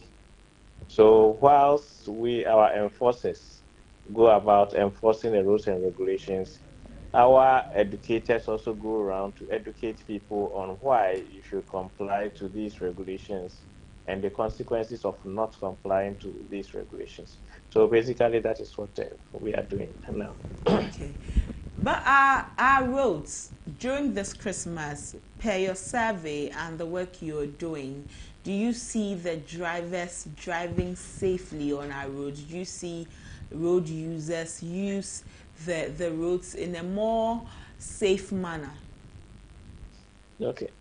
You see, over the years, thanks to various road safety stakeholders, especially the media, the awareness for road safety has been created. And I know for sure that every road user knows about road safety. Every road user knows what to do on the road to keep them safe. Now, whether they are doing it or not is another question. So that is why we have the enforcers who would come and enforce you to do what you are supposed to do. But I have always said that when it comes to safety, safety starts with you. And enforcement of safety is the last bit.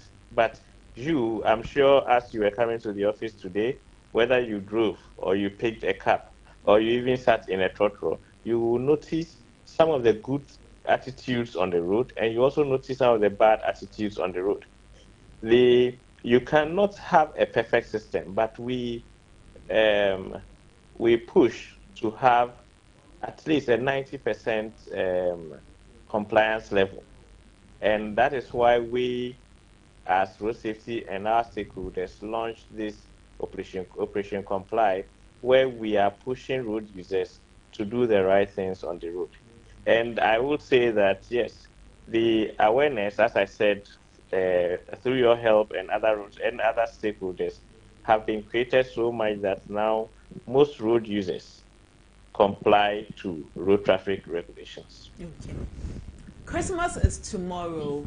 Many people will be traveling today, the famous 24th, where we are going to the various bus stations, bus terminals to board a bus to our families, our friends, our loved ones.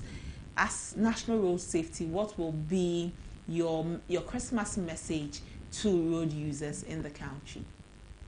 Thank you. So we've always told road users that as you use the road, know that the road is a shared area, and whatever you do on the road would affect your neighbor.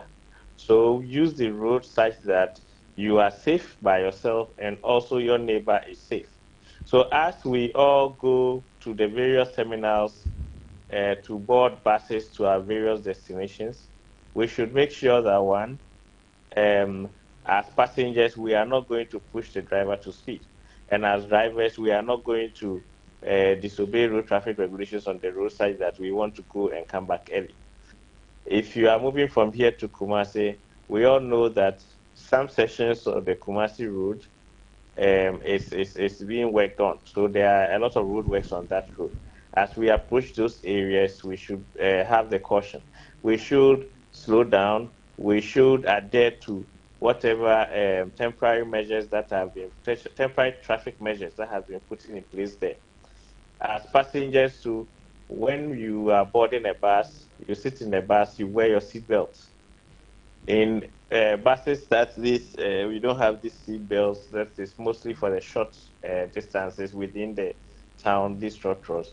When we sit inside, we make sure that we have sat inside at a very safe place and ensure that the driver also drives according to road regulations.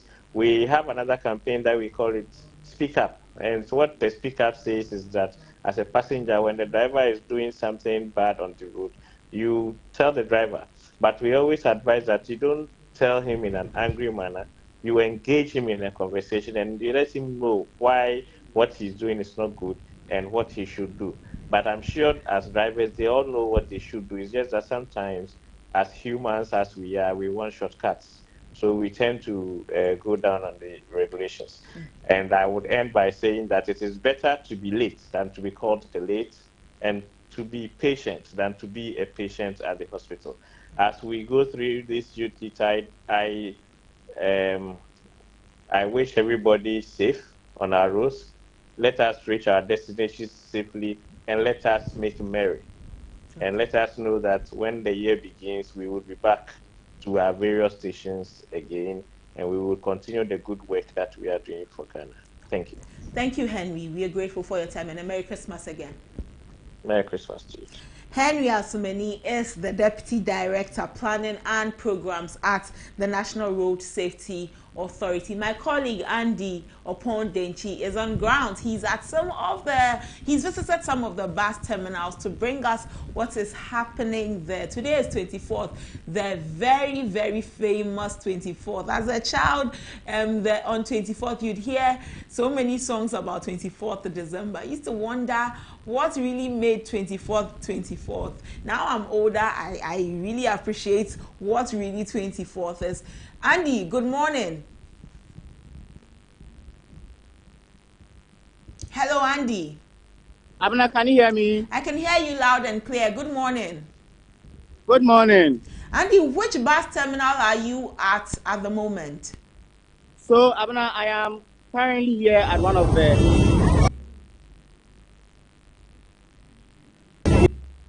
Andy, please go on.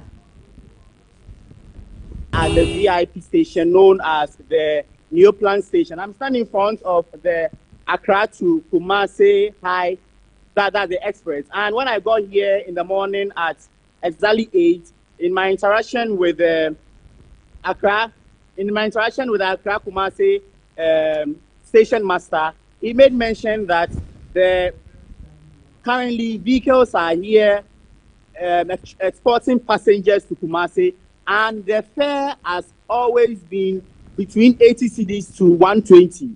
But as I speak now, passengers are here, people are busy commuting from Accra to Kumasi, and he made mention that yesterday the price actually shot up mainly because when the drivers send the passengers to Kumasi, people do not return back.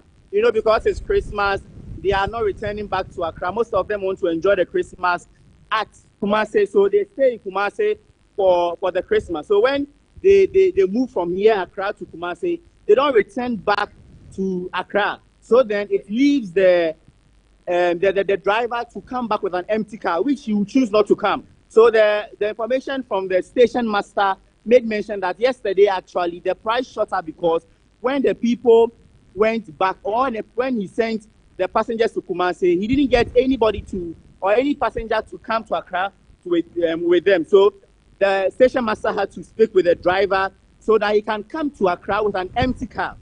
So Andy, and you know that the cost cost is between 80 and 100 cedis. If they have increased it, how much have they increased it by? Yes. So the price is between 80 cedis to 120. And today, 80 cedis is taking 90 cedis. So moving from Accra to Kumasi, the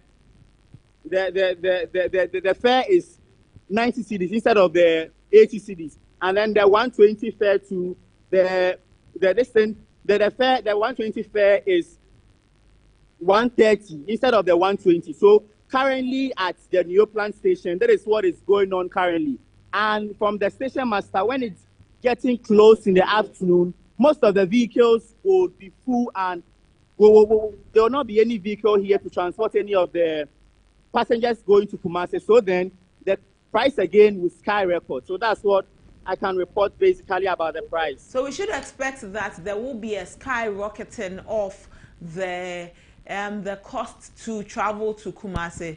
So anybody who has about some 100 cedis should be budgeting 150 cedis. Is that so?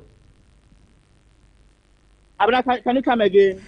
You were saying that the price may skyrocket because the station master says by afternoon there may not be enough cars to transport the commuters from Accra to Kumasi. So I'm asking that then it means that anybody who is intending to travel may have to budget for about 150 cedis to be able to enable them travel from Accra to Kumasi. Yes, exactly. So Abna, exactly as you stated, because when you are traveling from the station master, you come here early. So as of the time that we got here in the morning at 8:30, we saw a lot of a lot of passengers moving from Accra to Kumasi. Others are going to Koko. Others are going to Kwewu. A lot of people are told. A lot of them were here as of the 8th that I came here. So when they come close to somewhere around 12 or 1, for basically the information I'm receiving from the station master, there won't be enough vehicles to transport them. So the few vehicles here, the drivers will increase the price from them. For taking the price from them, the drivers will increase the price. Neoplan is not the only station in Circle. There are other stations. There's the STC and there's the VIP, there's the VVIP. Visiting all of these stations there in Circle, where we know it is the hub for traveling from Accra to any part of Accra, any part of the country. Have you witnessed any long queues that are not moving at all? Okay, so Abna, pertaining to the long queues, I've not really seen any long queue. Basically, where I'm standing at the Neoplan station, I've not seen any long queue. You see about five to 3 or 5 to 6 people standing in the line, and then they jump into their vehicle.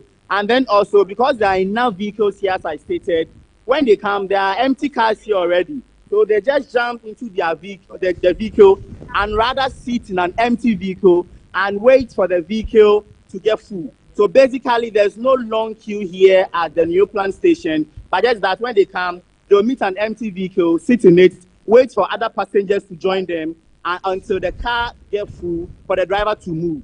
Okay. Since you mentioned that in the afternoon the prices may increase, we want to assume that it is by afternoon that many people will be traveling. Seeing as today is still a working day, maybe it is after they have closed from work that they will troop to the various stations to travel. But Andy, we will be looking forward to more reports from you from all of the stations in Circle today. Thank you. We'll come back to you. My colleague Andy Opondenchi is in Circle or at Circle at the moment. You know that if you want to travel anywhere in Ghana, it is Circle that you go to, because there is no bus to any place that is not at Circle at the moment. But like Andy said, the station master at one of the stations at Neoplan is saying that by afternoon the probability of increasing the fares is high, because they will need more people. The cars will be limited. We'll bring you more reports on that. We are trying to establish contact with the PRO of the GPRTU, Abbas Imoru, so that we can also have conversations with the stakeholders, the drivers, about what they're also putting in place for road users, for passengers during this period. But we have some videos. Let's take a look. We'll be back. 80 cities to 120. But 80 cities, and if you are my own moment, it's me 20 cry the air, but see, if I say you find one up by the side, it's we grow much empty room up until we do answer. No, I just say we have pen, we will be human because the empty number and 80 minutes, we didn't near the amount. And yes, I now, say almost cost how many we normally do a fine answer? This time, first, on the fine, you say, baby, you all move see near the identity. First, if you are was 13 minutes, this time, a traffic, a pump finance near the identity, small car, you need to take this is our once and now, she's a not new in a Xmas. No, so shall I say now near my conquer for 2.1 now. Started for the past 3 days in Umapa. So I see after because I will share now and secretary after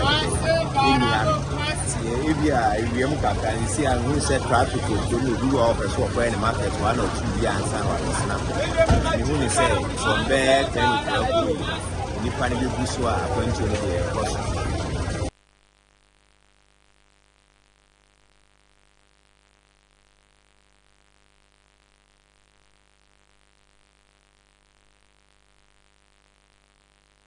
Plant station in Circle. We are at the moment unable to reach Abbas Imoro, the PRO for the GPRTU.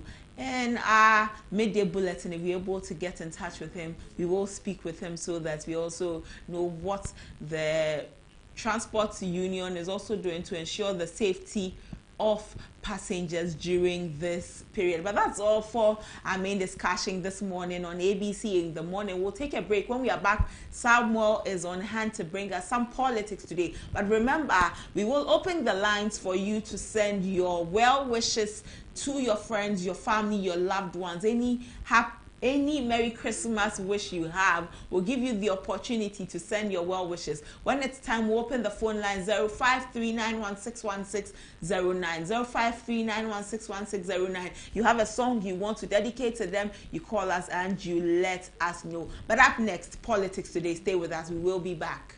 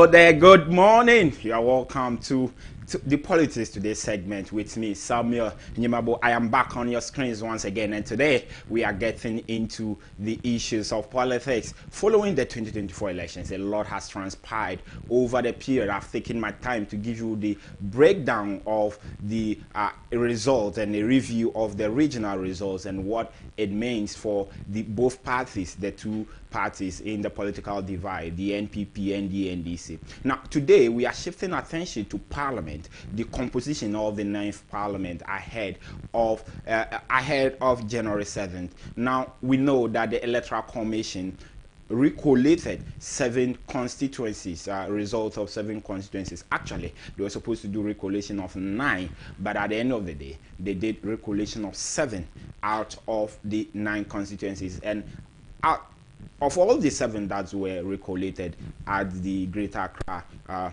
Regional Coalition Center, the NPP emerged victorious in all 7. So the EC recollated the result and declared it in favor of the New Patriotic Party. And this has changed the dynamics and the composition of the 9th Parliament.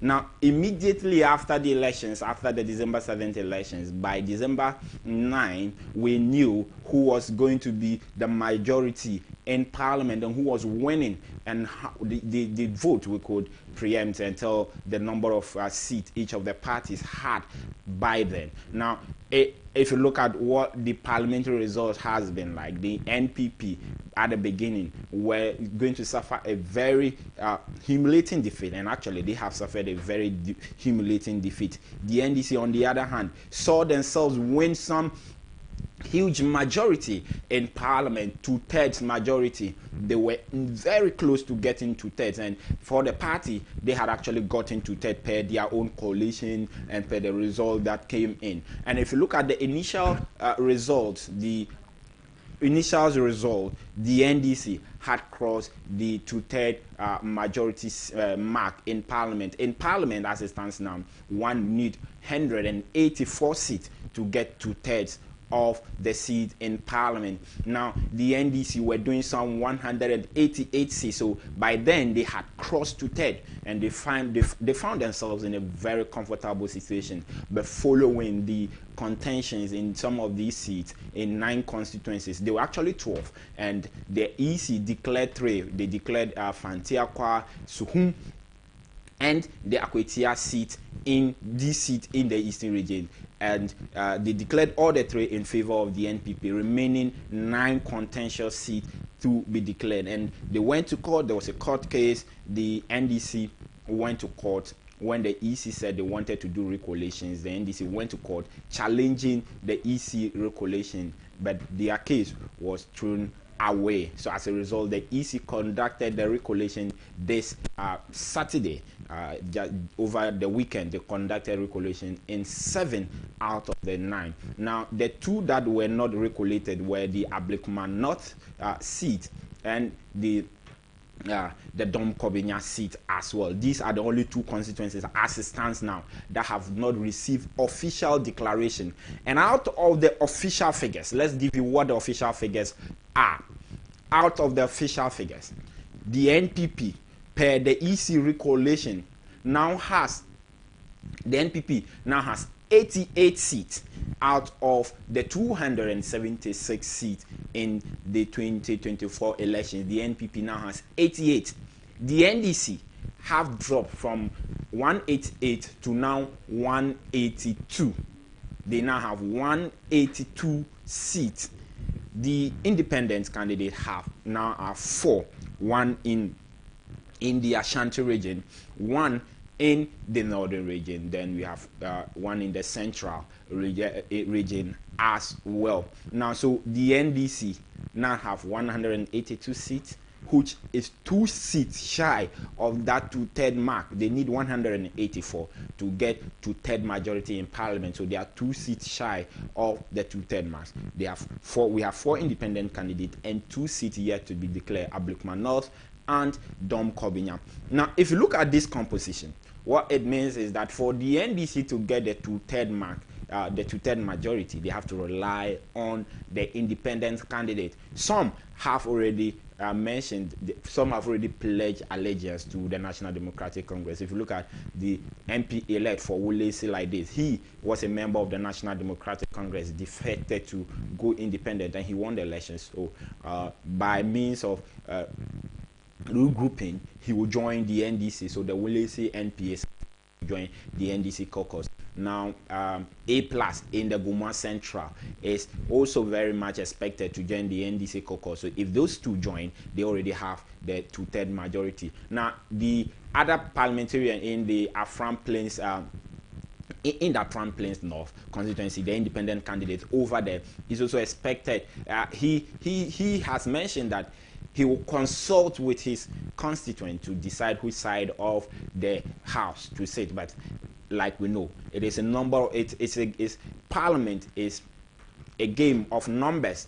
And if he wants to really make an impact in Parliament and for his constituent, he has to join the bigger side, the side that has the numbers. So the Afram Plains North independent candidate and independent MP elect is also expected to join the NPP, the NDC, I beg your pardon. So if these three join the NDC, it means that the NDC will also have the two-third majority. But you know the power play with independent candidates. They can switch allegiance depending on what is offered to them and what is on the table, because they are not originally from your party. So the NDC is going to fight for that two-third majority so that they have original NDC candidates getting 184 seats. They have mentioned that the 7 seats that were recollated and declared in favor of the NPP, they will challenge it and make sure that they get to the final conclusion of it. They'll make sure that they challenge the redeclaration from the EC. They have already served notice that they are going to the Supreme Court, and we are waiting to see what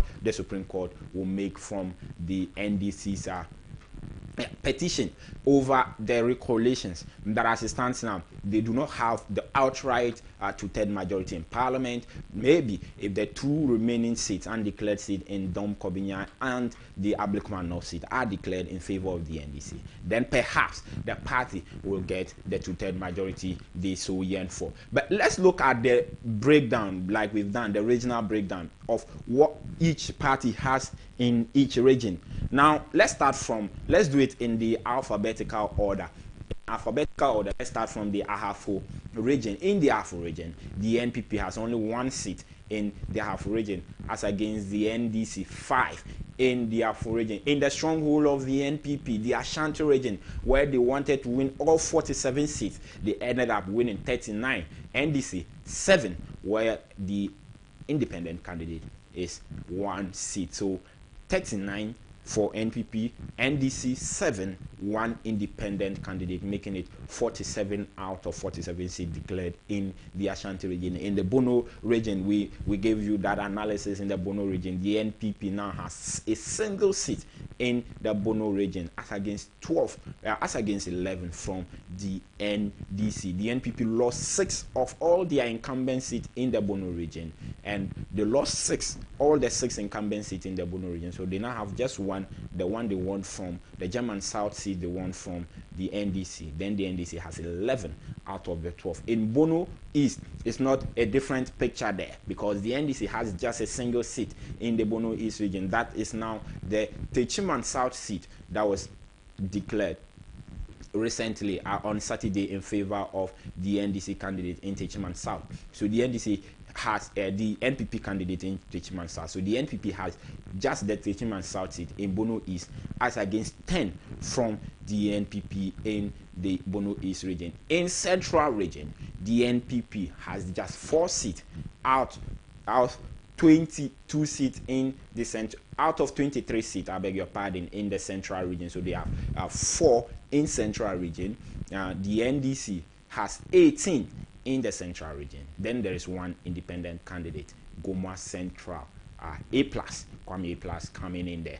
And then in the Eastern region, the NPP, as it stands now, per all the declared results in the Eastern region, they now have 24 seats in the Eastern region, as against the NDC 8 out of 33 seats in the eastern region, another region that the NPP were expected to win huge and they get some big numbers in the eastern region. It didn't turn out to. They lost some of their incumbent seats, now having just 24 seats in the eastern region. In Greater Accra, where the shocker happened really is in the Greater Accra region. The NPP just have 5 seats in the Greater Accra region. Remember, Tema Central was recollated and declared in their favor.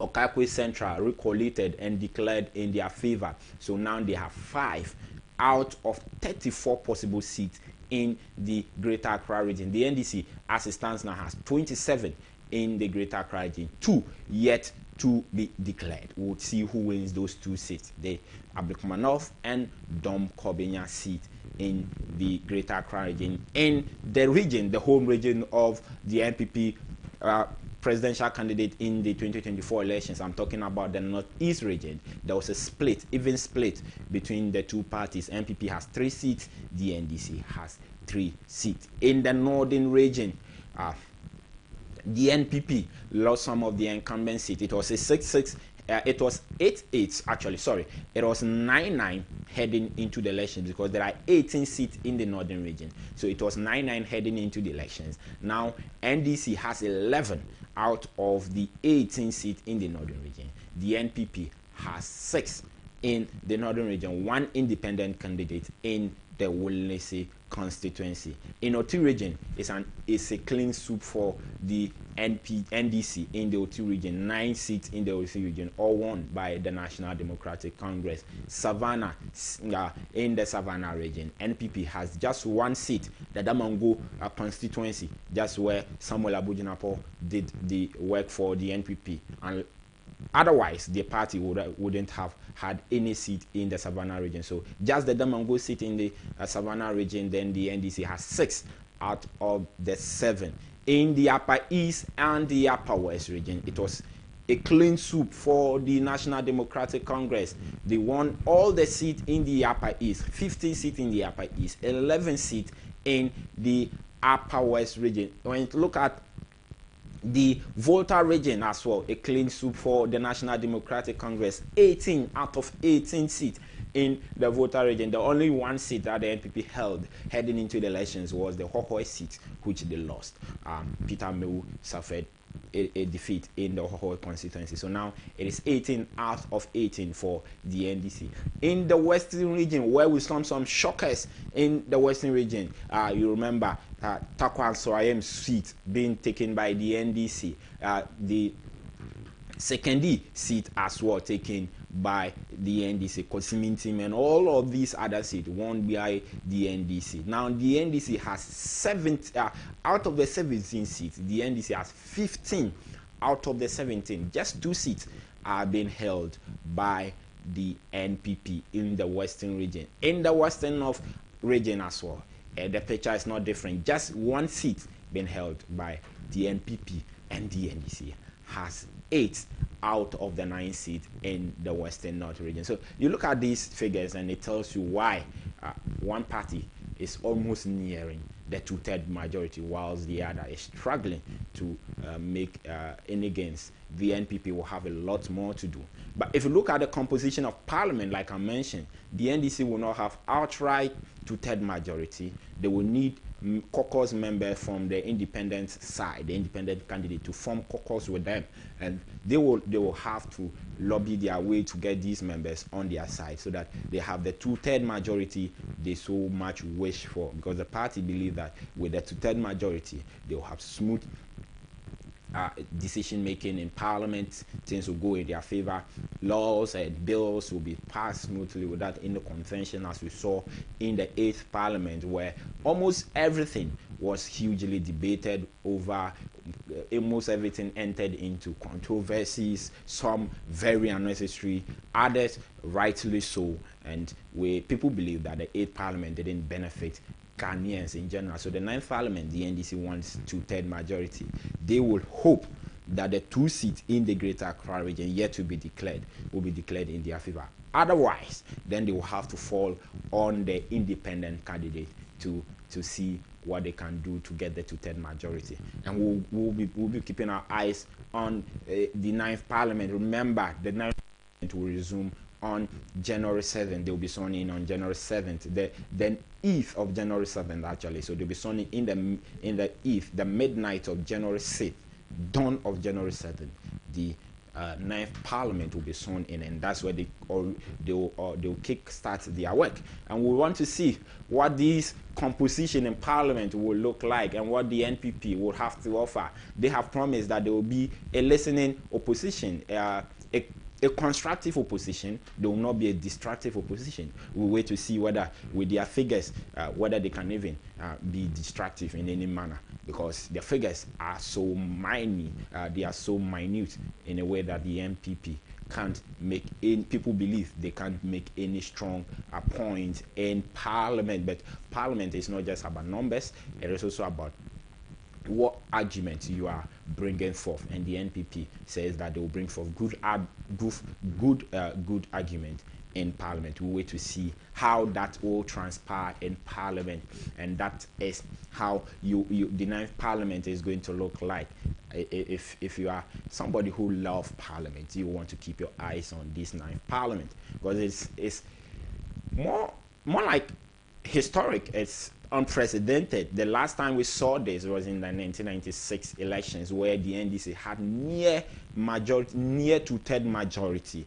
In 1996, actually, they had to rely on independent candidate to get the 2/3 majority.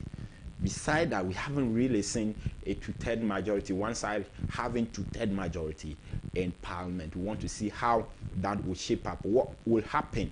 Will the NDC use their numbers to the gains of Ghanaians, to the interests of Ghanaians, or they will use it to foster their party's interest in Parliament, as people have argued that most of these MPs go into Parliament fostering the party's ideologies, the party's interests over their constituent, and that is how much we want to bring a wrap to this analysis and the composition of Parliament. And we want to say that keep your eye on the 9th Parliament, celebrate Christmas well, make sure you have fun, and wait on January 7th. We'll be bringing you the live report, live transmission from Parliament to see how the House will be shaping up, the 9th Parliament.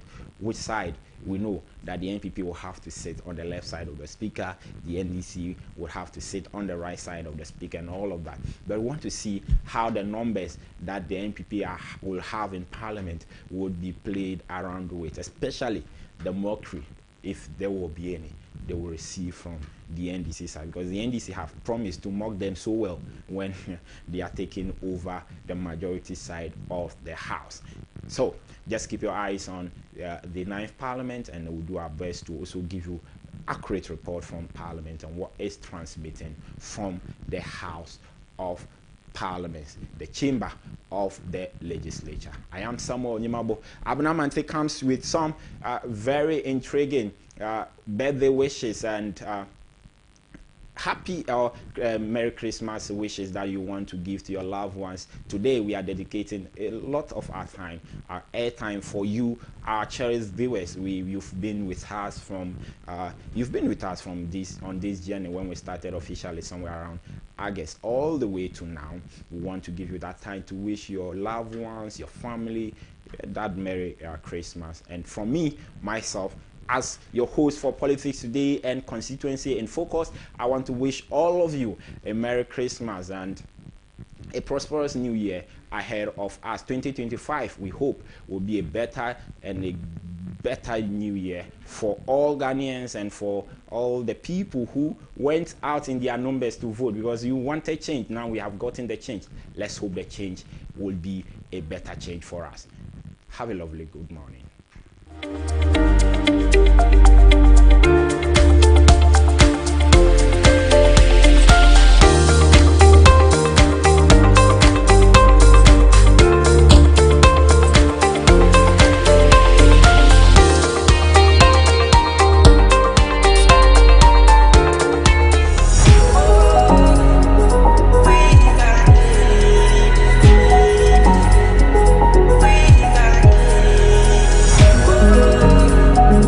We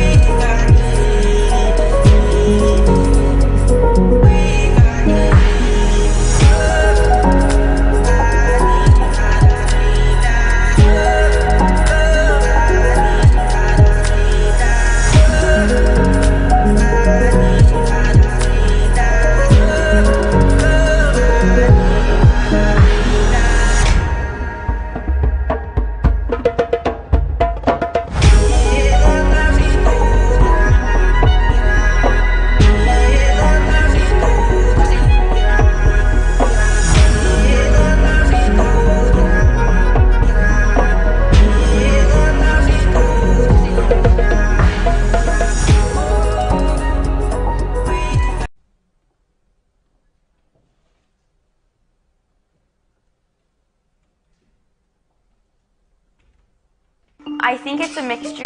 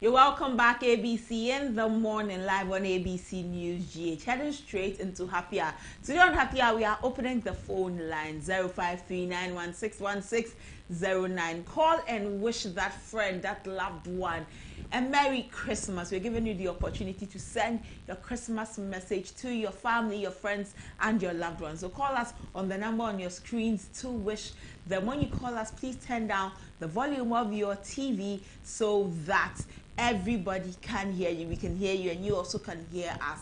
Send that friend and Merry Christmas here on our show.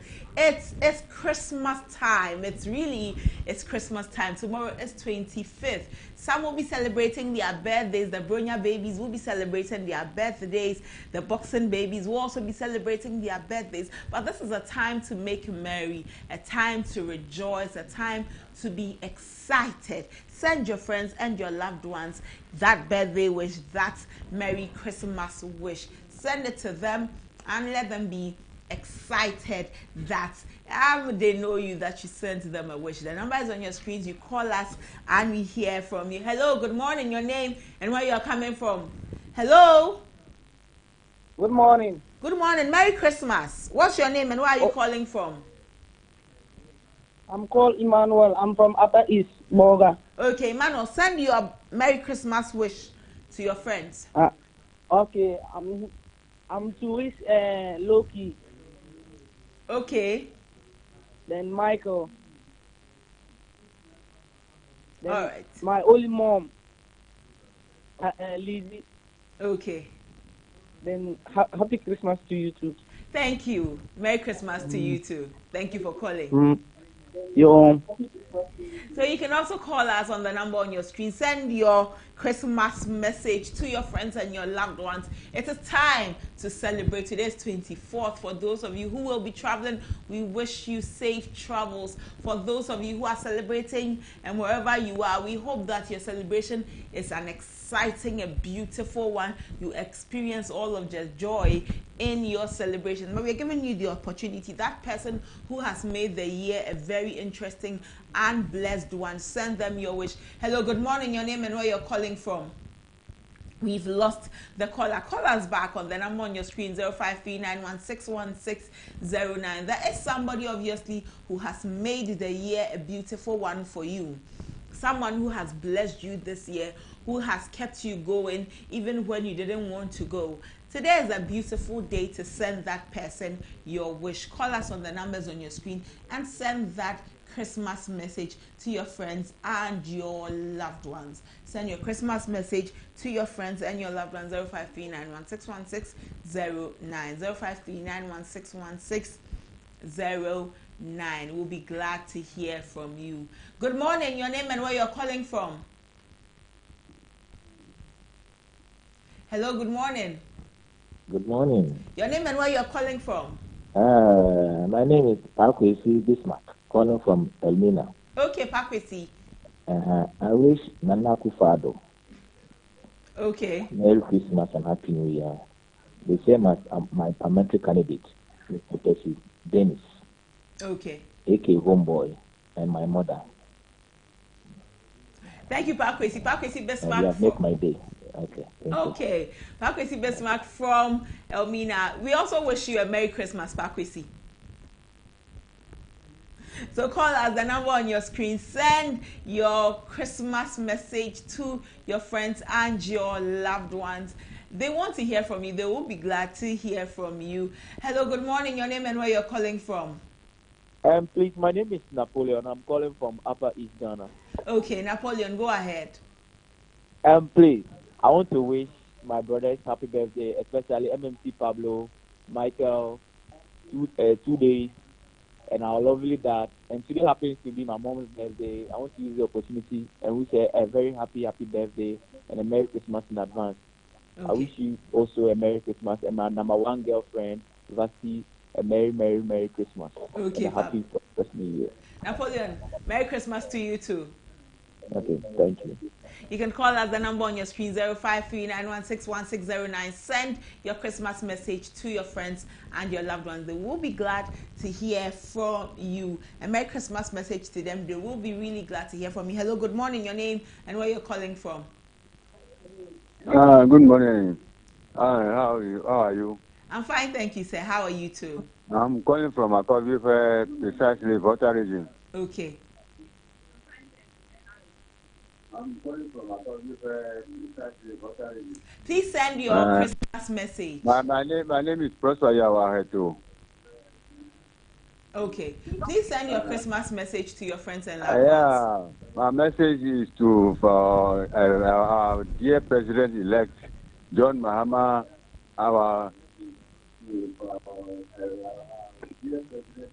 Our MP elect, Mr. Bajra, my dear wife, Philomena Aheto, my mother Helen Kakri Aheto, and my family all. I wish them happy Christmas and a Merry Christmas, and then a happy. Okay, thank you for calling. Call us on the number 0539161609. When you call us, kindly turn down the volume of your set so that we can hear you and you can also hear us. Good morning, your name and where you're calling from. I'm calling from Northeast region. Okay, what's your name, sir? My name is Lazarus. Okay, send your Christmas wish. Yeah, I'm wishing my mother and my entire family a happy New Year. Okay, thank you for calling. Yeah, hello. Said you're wishing your mother and your entire family a happy New Year. Do you have more to add? Okay. Call us on the number on your screens and wish your friends, your family, your loved ones a Merry Christmas. They will be glad to hear from you. 0539161609. 0539161609. Send your Christmas wish, okay, to your friends and your loved ones. Hello, good morning. Your name and where you're calling from. Hello. Hello, good morning. Your name and where you're I'm calling from Eastern Region, Koforidua. Okay, what's your name? My name is Manuel. Okay, send your wishes. Manuel Nixon. That I'm wishing my family, my mother. I'm wishing my mother a Merry Apishapa. I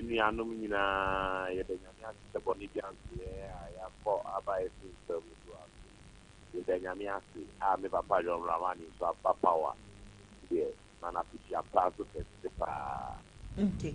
Afishapa Nkoma Wonso. That's him. You can also call and send your Christmas message to your friends and loved ones. 0539161609. Hello, good morning. Your name and where you're calling from. Okay, Eunice. Yes, you. You. Yes, you.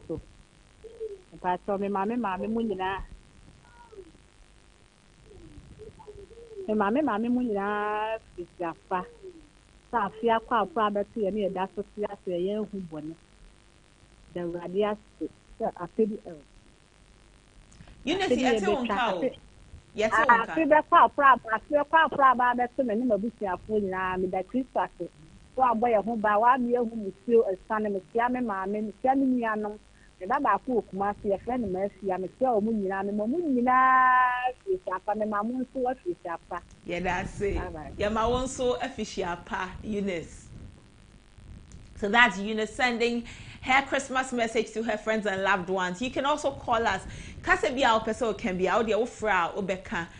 Na what send Christmas message ama we busuan for. So you can call us on the number on your screen 0539161609. Your friends and loved ones have stayed with you throughout the year. I believe you've shared some good times, you've shared some good memories with them. This is the right time to send your message to them, your Christmas message. The number is on your screen. Call us and let's hear from you. Today, it is your voice alone we want to hear. Good morning, your name and where you're calling from. Hello? Still call us on the number on your screen. The number on your screen. And we will be glad to hear from you. Wish your friends and your loved ones a Merry, Merry Christmas. Your friends and your loved ones a Merry Christmas. They would love to hear from you. Maybe someone is celebrating their birthday. You should send them a birthday message. You really should send them a birthday message.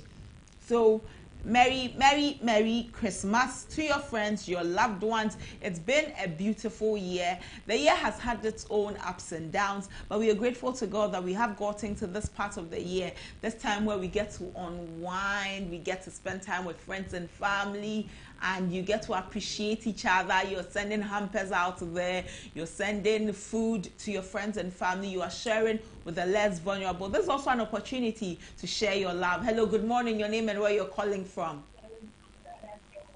Please, my name is Lauren Shah. Hello, I'm Lauren calling Shah. from Solomon.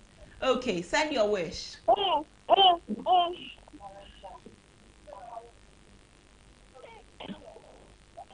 Hello, Lauren Shah. I want to...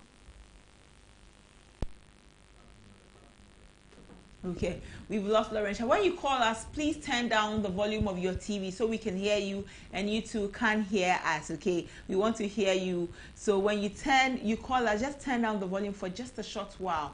Good morning, your name and where you're calling from? I'm from Amasoma inside Daitando Blue. Okay, send your message to your friends and loved ones.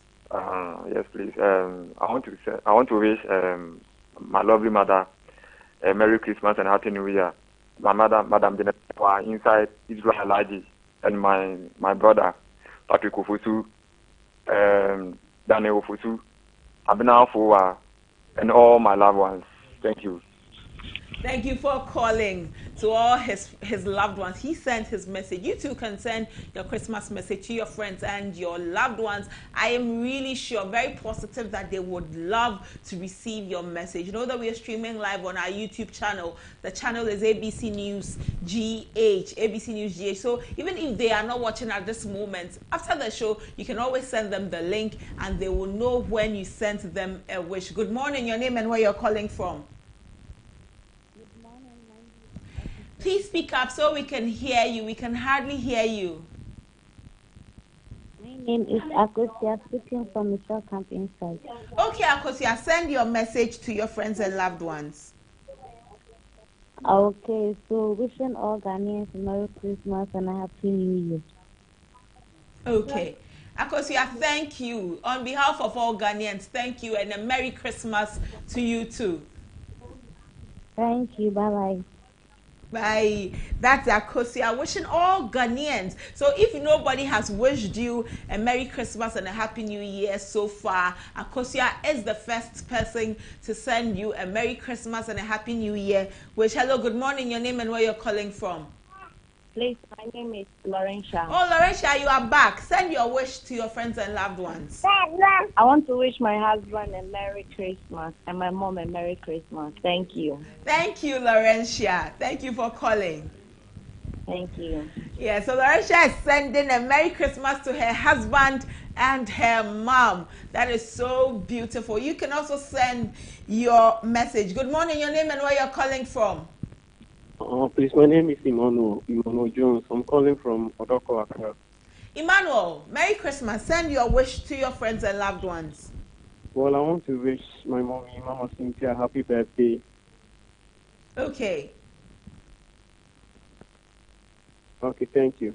Thank you, Emmanuel. A Merry Christmas to you. He's wishing his mom a happy birthday. If you have any wish you want to send, just call us and send that wish to your friends and loved ones. 0539161609. Hello, good morning. Your name and where you're calling from. Thank you. Hello, good morning. Yeah, good morning. What's your name and where are you calling from? My name is David. I'm calling from Aflau. David, send your wish to your friends and loved ones.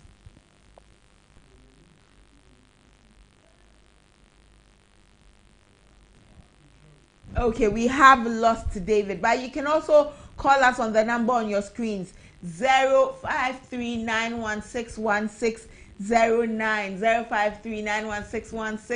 0539161609. Let's wish our friends, our loved ones, those who have made our year a beautiful year. Merry Christmas. Let them know how much you love them and appreciate them. I'm sending a Merry Christmas To all of my friends and loved ones, there are so many, I can't mention your names, but a Merry Christmas to you. Thank you for making my life a beautiful one this year. Thank you for being a part of my life. And to everybody here at ABC News GH, a Merry Christmas to you for being a wonderful family to work with. Hello, good morning, your name and where you're calling from.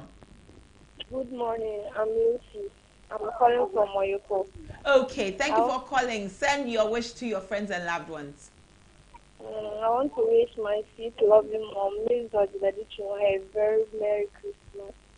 I wish her long life and prosperity in this Christmas. Okay, thank you for calling. Okay.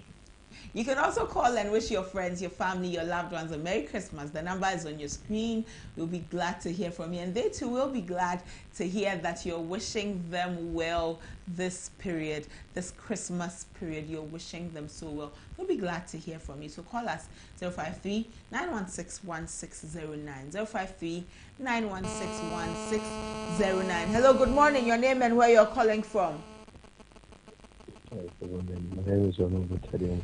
I can hardly hear you, please. Kindly speak out so we can hear you. Hello? Okay, we've lost the caller. Hello, good morning. Your name and where you're calling from. Hello, good morning. My name is Honorable Teddy, Member of Parliament for Ayenswano constituency. Oh, Honorable, thank you for calling. You're welcome. So I just go home and I happen to tune in onto my TV set and I'm watching your program. So I just wanted to use this opportunity to wish the wonderful people of Ayenswano a Merry Christmas. So I just wanted to use your medium. Oh, thank you. Thank you for calling. Send a Merry Christmas to you and your constituents. Thank you very much. So I would like to wish all the chiefs, opinion leaders, the constituency executives, branch executives, and everyone in Ayenswano constituency a Merry Christmas. I would want to say a big thank you to them for giving me an opportunity to serve them. I love them and I would continue serving them. And especially to my constituency executives, I would want to wish all of them a Merry Christmas. And to the Queen Mothers and chiefs, opinion leaders, pastors, imams, each and everyone in Ayenswano constituency, I would like to wish them a happy Christmas. And may the coming years bring them a lot of blessings. Thank you. Thank you. Thank you for calling us, Honorable. Thank you for calling us. Merry Christmas to you and your constituents again.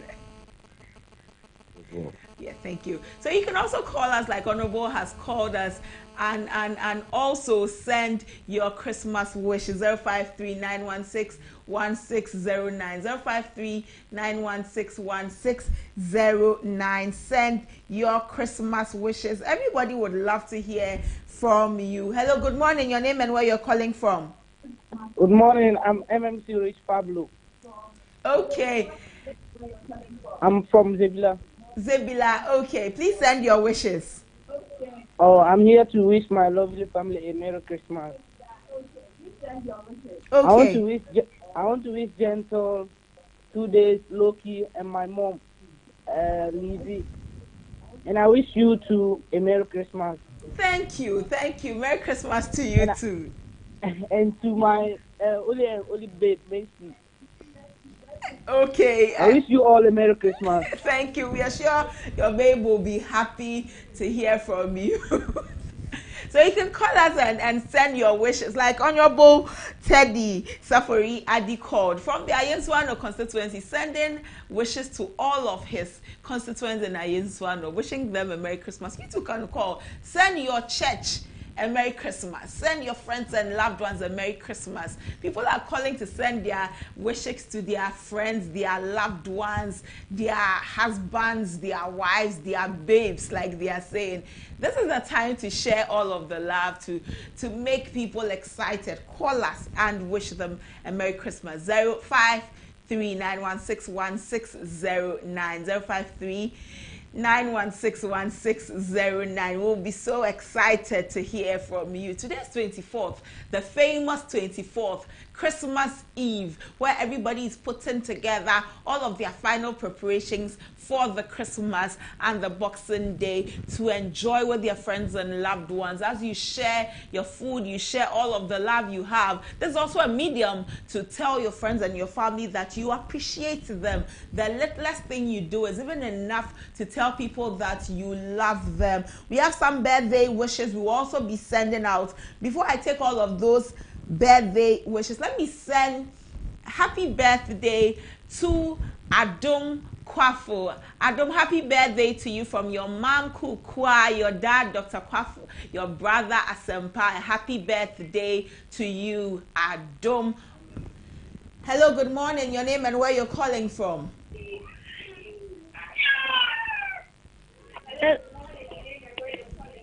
My name. Hello, good morning. Oh, we've missed the caller. You can call us. Let me send another birthday. Happy birthday to you, Erin. So to you, Erin. I'll come to Erin's wish, but this is happy birthday going to Cynthia, Mrs. Cynthia Oti Boating, from your beloved son, NJ. Happy birthday, Mrs. Cynthia Oti Boating, the most selfless, loving, and amazing mom in the world. I love you more than words can express. And this is going to Mrs. Cynthia Oti Boating. Happy birthday to you. You send us, you call, you wish your friends and your loved ones. We'll be glad to do it for you. Happy birthday to Erin Dako Fori, popularly known as Nana, from your mom Susan, from your dad Richard, from your grandma Susan, your uncles Stephen and Samuel, your aunt Samantha, your sister Alisa, and your brother Jaden. A happy birthday to you, Erin. Grow and grow in grace. And coming from myself to you, Adom and Erin, a happy birthday to you. But we are glad all of you joined and stayed with us here on ABC The Morning. You've been viewers, and we couldn't have done this show without you. Tomorrow is 25th. We wish you the best of the holidays. We wish you the best of the Christmas. Everything you are expecting the holidays to look like, we pray that the Lord does it for you. As we go in to celebrate the Christmas, this is what we want to tell you. Please celebrate in moderation. Don't do anything that can harm yourself, harm anybody around you, and even harm somebody who is not even closer to you. Don't drink and drive. Please and please again, if you know you're going out to have fun and you might be intoxicated, do well to order for a ride for your transportation. Don't drive, because our safety is needed. And as you step out, be in charge of your safety. When you drink water, hold your bottle yourself. Any drink you are taken into your body, make sure that you're keeping eagle eyes on it. Don't leave it in under the watch of anybody. Your life really matters, and we need you alive. We hope the holidays are as amazing as you are envisioning it, and do